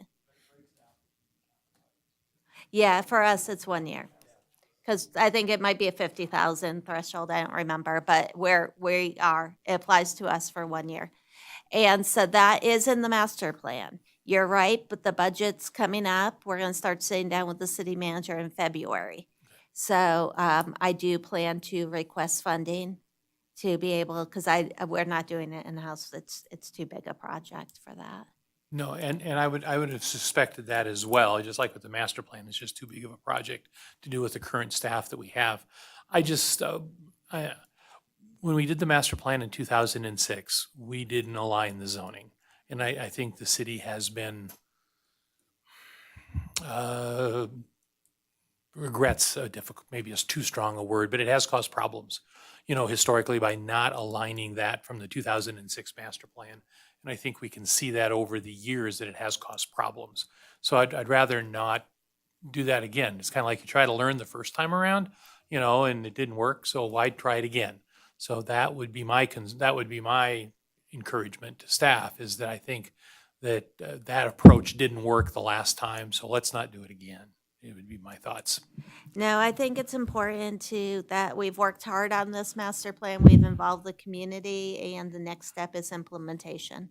And updating the zoning ordinance and the zoning maps is in part, not in totality, implementation.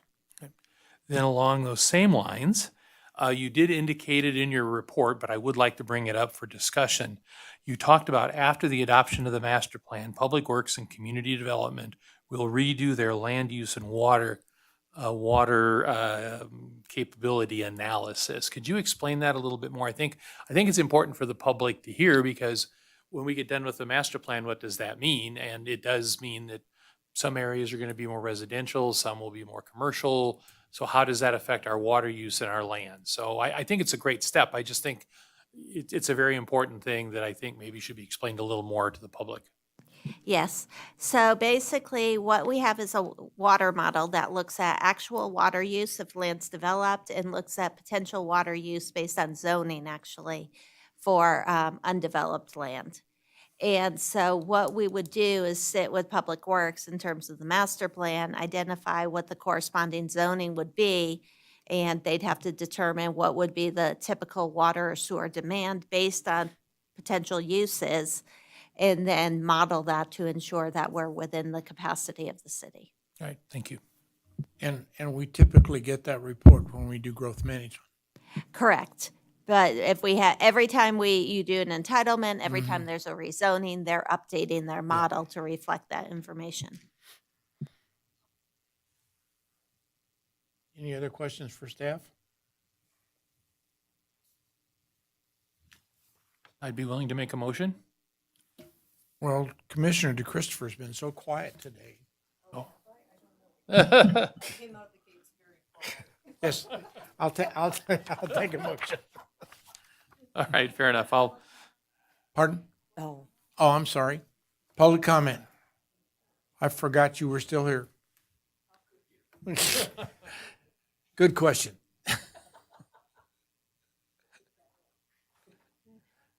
Denny French, thank you, Chair and Commissioners. My question about this whole zoning alignment is basically, I'm glad it's happening. It's a statement of appreciation. I think that alignment will help end a lot of the confusion for the public. Me, I only speak for myself.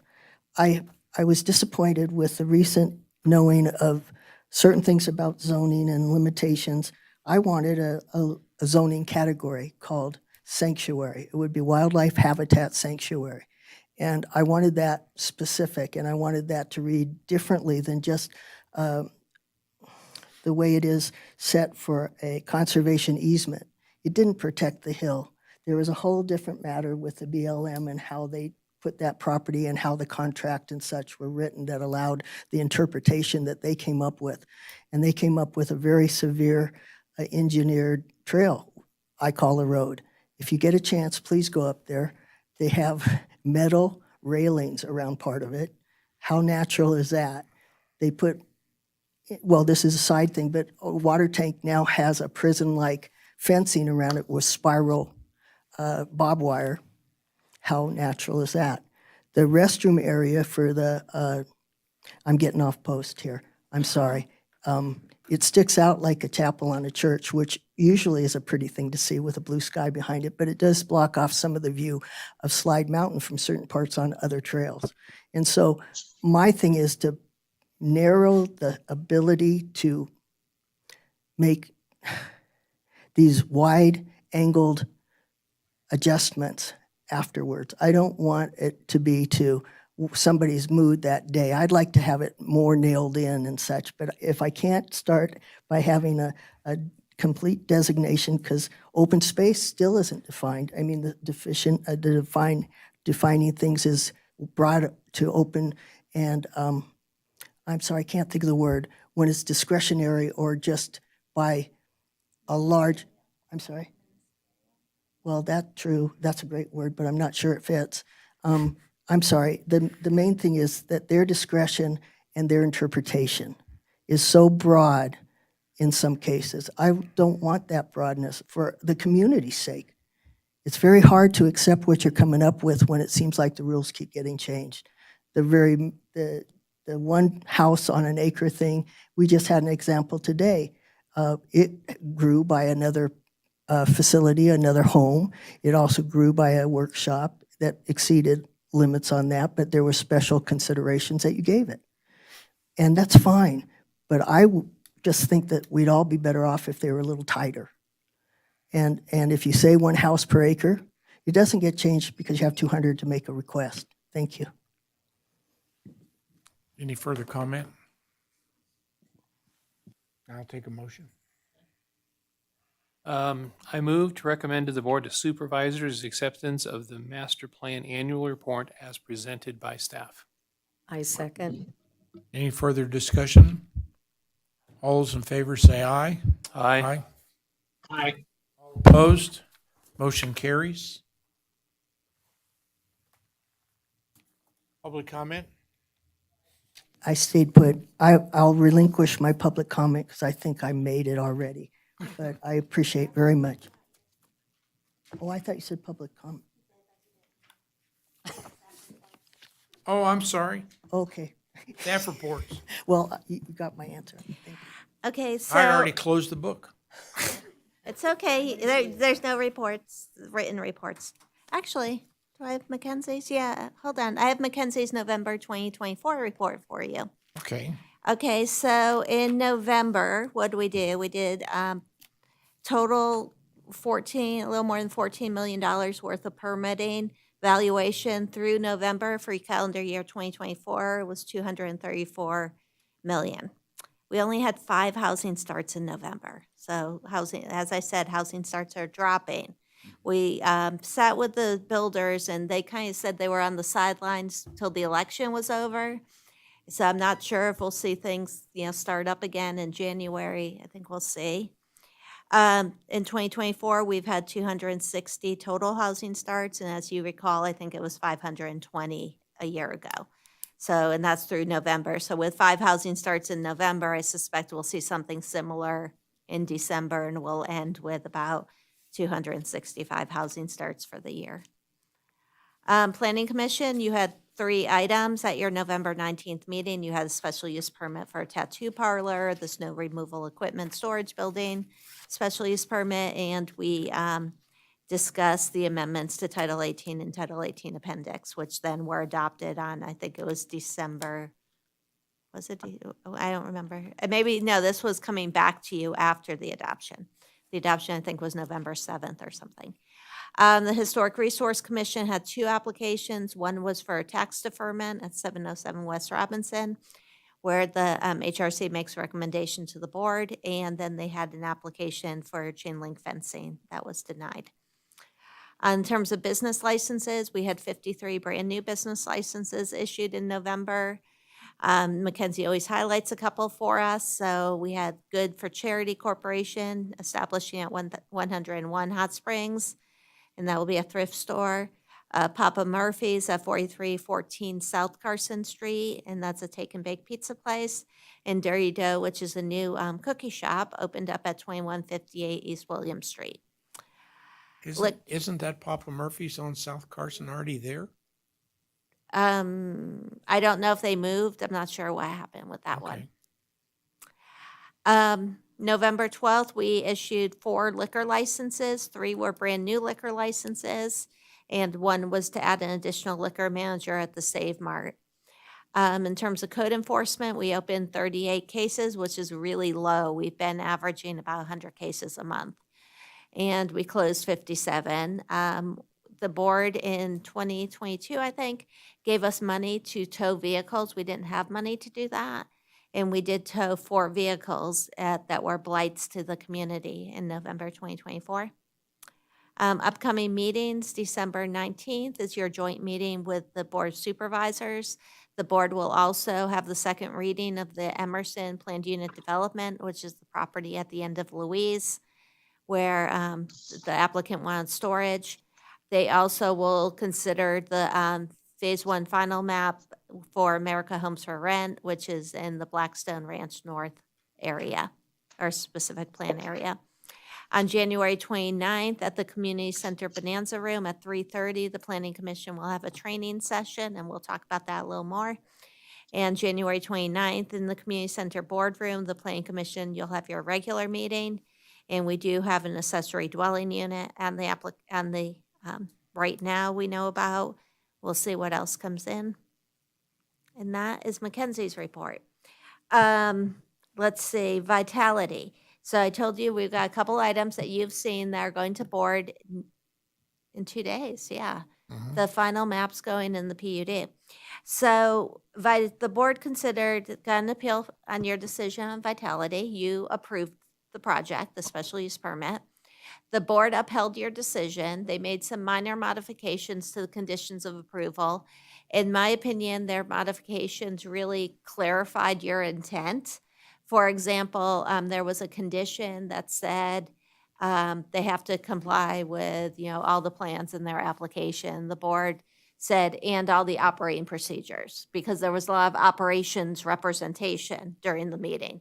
And I think you tried to capture that by saying non-transferable. The board also put some limitations on who they could accept. They can't take CPC clients.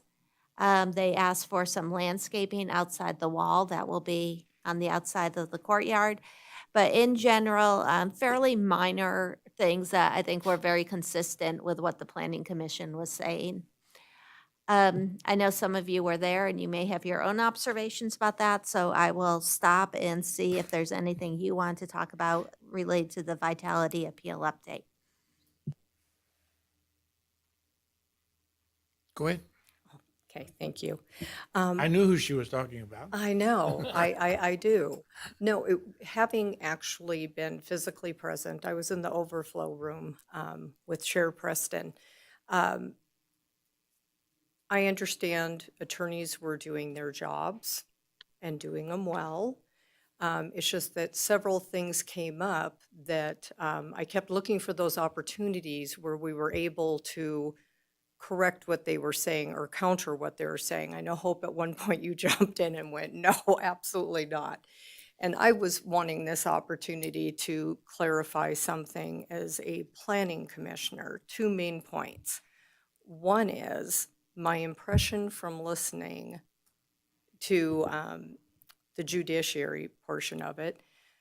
I don't want to use I'm going to use the term cahoots. I had the sense that the attorneys were trying to make it sound like the city prepares materials for us, they hand them over to us. I'm going to use a term that co-chair Borders used before, chair today. We're not stumps. I believe in a previous meeting you had said that. That's point one, because that's far from the truth. The city does, community planning does an excellent job of informing us. But I do believe that they also keep their doors open because they know we come to them and we have questions. We do not just take a package and say, good as gold for us, we'll read the motion here. And I appreciate that relationship. Very lucky to live here in Carson and have that. The second one that I was concerned with was perhaps they don't understand that when we look at something, and I know that members of the audience that evening definitely had difficulty with it. The findings aren't weighted. It's not like the finding about it's detrimental to your neighborhood weights 90% and the rest weigh 10. It also doesn't mean that when we look at something, we are looking at it with blinders. We come with experience. It is a holistic view of what's going on. And in that particular situation, I think the mayor did a very good job of explaining to people, we know you have your own truth about what you're looking at, but as a planning commission, we did our job. We looked at where it was located. We brought what the city gave us along with our own personal experiences here in the community to know whether or not that was appropriate fit.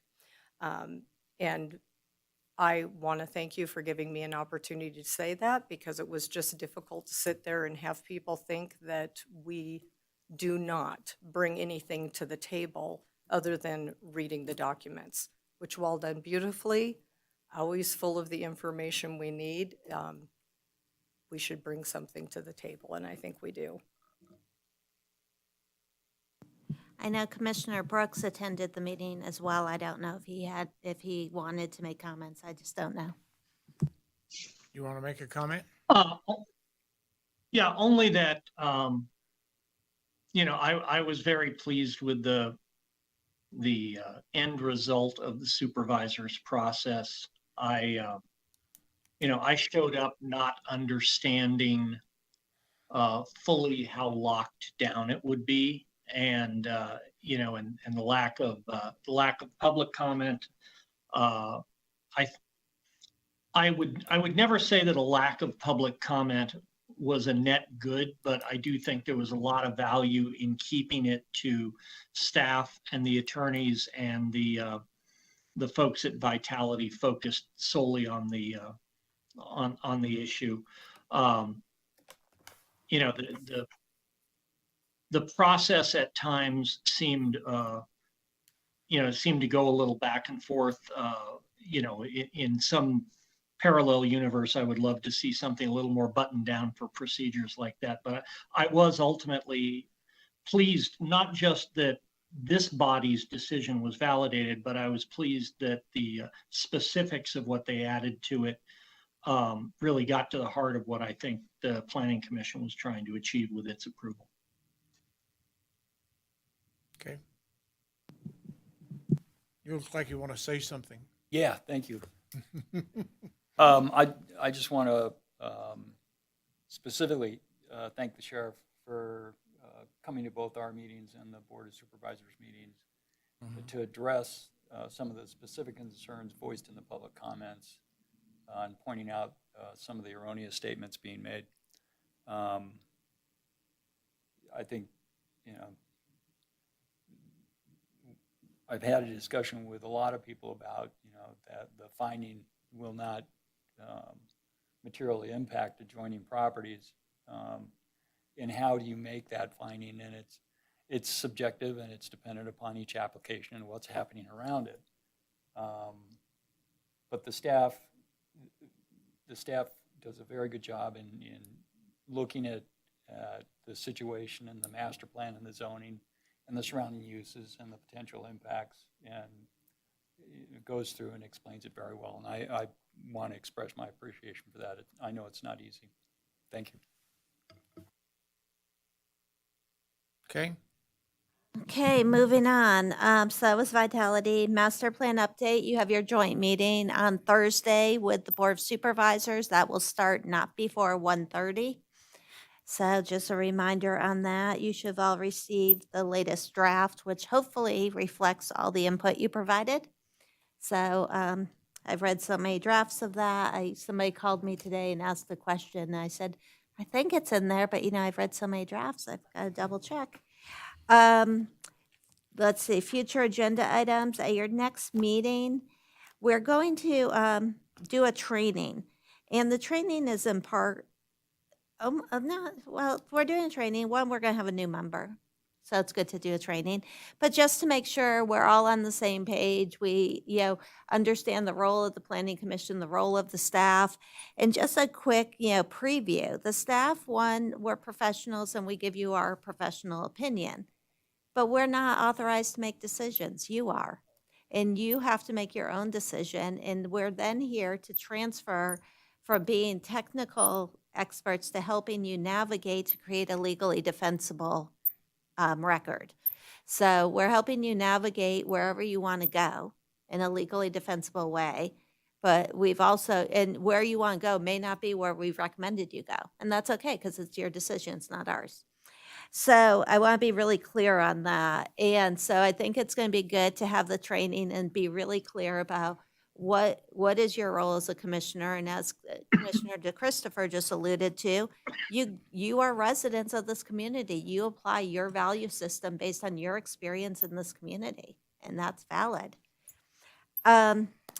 Also, we have an application in, but it's not complete, so that probably will not be going. So we may only do the the training session, and that will be it, which you've had a lot of meetings, so that might be welcomed. And I'll talk to the DA's office and see if we want to do an ethics training or an open meeting training as well. We might fit those in. Anything you need in terms of training that you'd like to see? Commissioner Bazell? Keep forgetting to do that. I got appointed in the very tail end of a term, and I did take a look at the open meeting law information, but I wasn't sure. So Todd, is there something that I need to demonstrate that I've gone through the open meeting law and the other training, or does this carry over and take care of that? No, I don't think there's anything specific that you need to be, there's nothing specific that you have to check off to say, yes, I've been trained. However, the DA's office does provide the ethics training and the open meeting law training periodically to as a refresher and to answer questions. And if that's something that you'd be interested in, we can either provide the training as a whole to the entire board, or if you're, would just like to pepper me with questions, you're always welcome to call me and ask. Yeah, at one time, we had a video that we could watch. Yeah, Dan, you did a video on, I think, you might have done both, open meeting training and ethics training, so we can look into that and see if that video is available and have Mackenzie send it out, and that way you can just watch it in your free time, and we Yeah, don't have to. I think it's really good that we understand the Open Meetings Act and the open records, Public records. public records. Okay, so we can talk about open meeting law, public records. We might do some nuts and bolts of, what you do. Just planning 101 type Well, deal. and the other thing is, I think it came out in our discussion today, the appeal process. Appeal process. You And- know, when somebody appeals a decision that we make and it goes to the Board of Supervisors, it's not as the Board of Supervisors, it's more as if they were a court of appeals. It's a judiciary process, not a public process. And I think that's different. And I think we all need to remember that and maybe talk about the nuances of that. Right, and we can also talk about the concept of a quasi-judicial public hearing versus a legislative public hearing, because you sit in both, and they are different. You don't do anything different, but you can conduct them slightly differently, because in a quasi-judicial public hearing, which is when you're making findings of fact, then you should be receiving testimony. When you have a legislative public hearing, which is when you're looking at policy, zoning map amendment, zoning text amendment, that can be opinion. And so you sit and hear, but you conduct both public hearings, but you never really notice the difference between the two. And so we can certainly have that conversation. And what I want to talk about with you is what happens before an application ever gets to the Planning Commission, kind of what's your role and when do you have a role, and what happens after the Planning Commission. And I think that would be good. I had one commissioner a couple of years ago, I won't say who got upset because there was a building being built. And she said, how can that building be being built? We didn't see it. I go, you don't get to see everything. And she's like, we don't? I'm like, no. And she didn't understand. Staff gets to approve some stuff. So I think we'll kind of go through that. Again, what is your role? Because there's a lot of stuff staff's allowed to do, and that's called ministerial approvals, although we do have a hearings officer. So we'll go over all that. And I think now that most of you, well, everyone but the new person, who we don't know who that is yet, is seasoned, I think it's going to mean more to you than when we first did the training. So I have ethics. I think there's a video on ethics, so I'll look. Open meeting law, which I can't remember which video, Dan, you did. Public records, planning 101, appeal process, and I'm going to say pre, during, post, so that you understand kind of how everything works with land development. And I think that will be an interesting overview. Let's see. And also on open meeting law, just so you know, and public records, I had that. On open meeting law, one of the biggest roles Todd has, and I kind of team up with him on it because I'm watching you all the time too, is making sure you're doing everything consistent with the open meeting law. We do the noticing to make sure you can have these meetings. And so that's Mackenzie and Cecilia are doing all those things. Todd's looking at everything we're doing to set you up for success on that.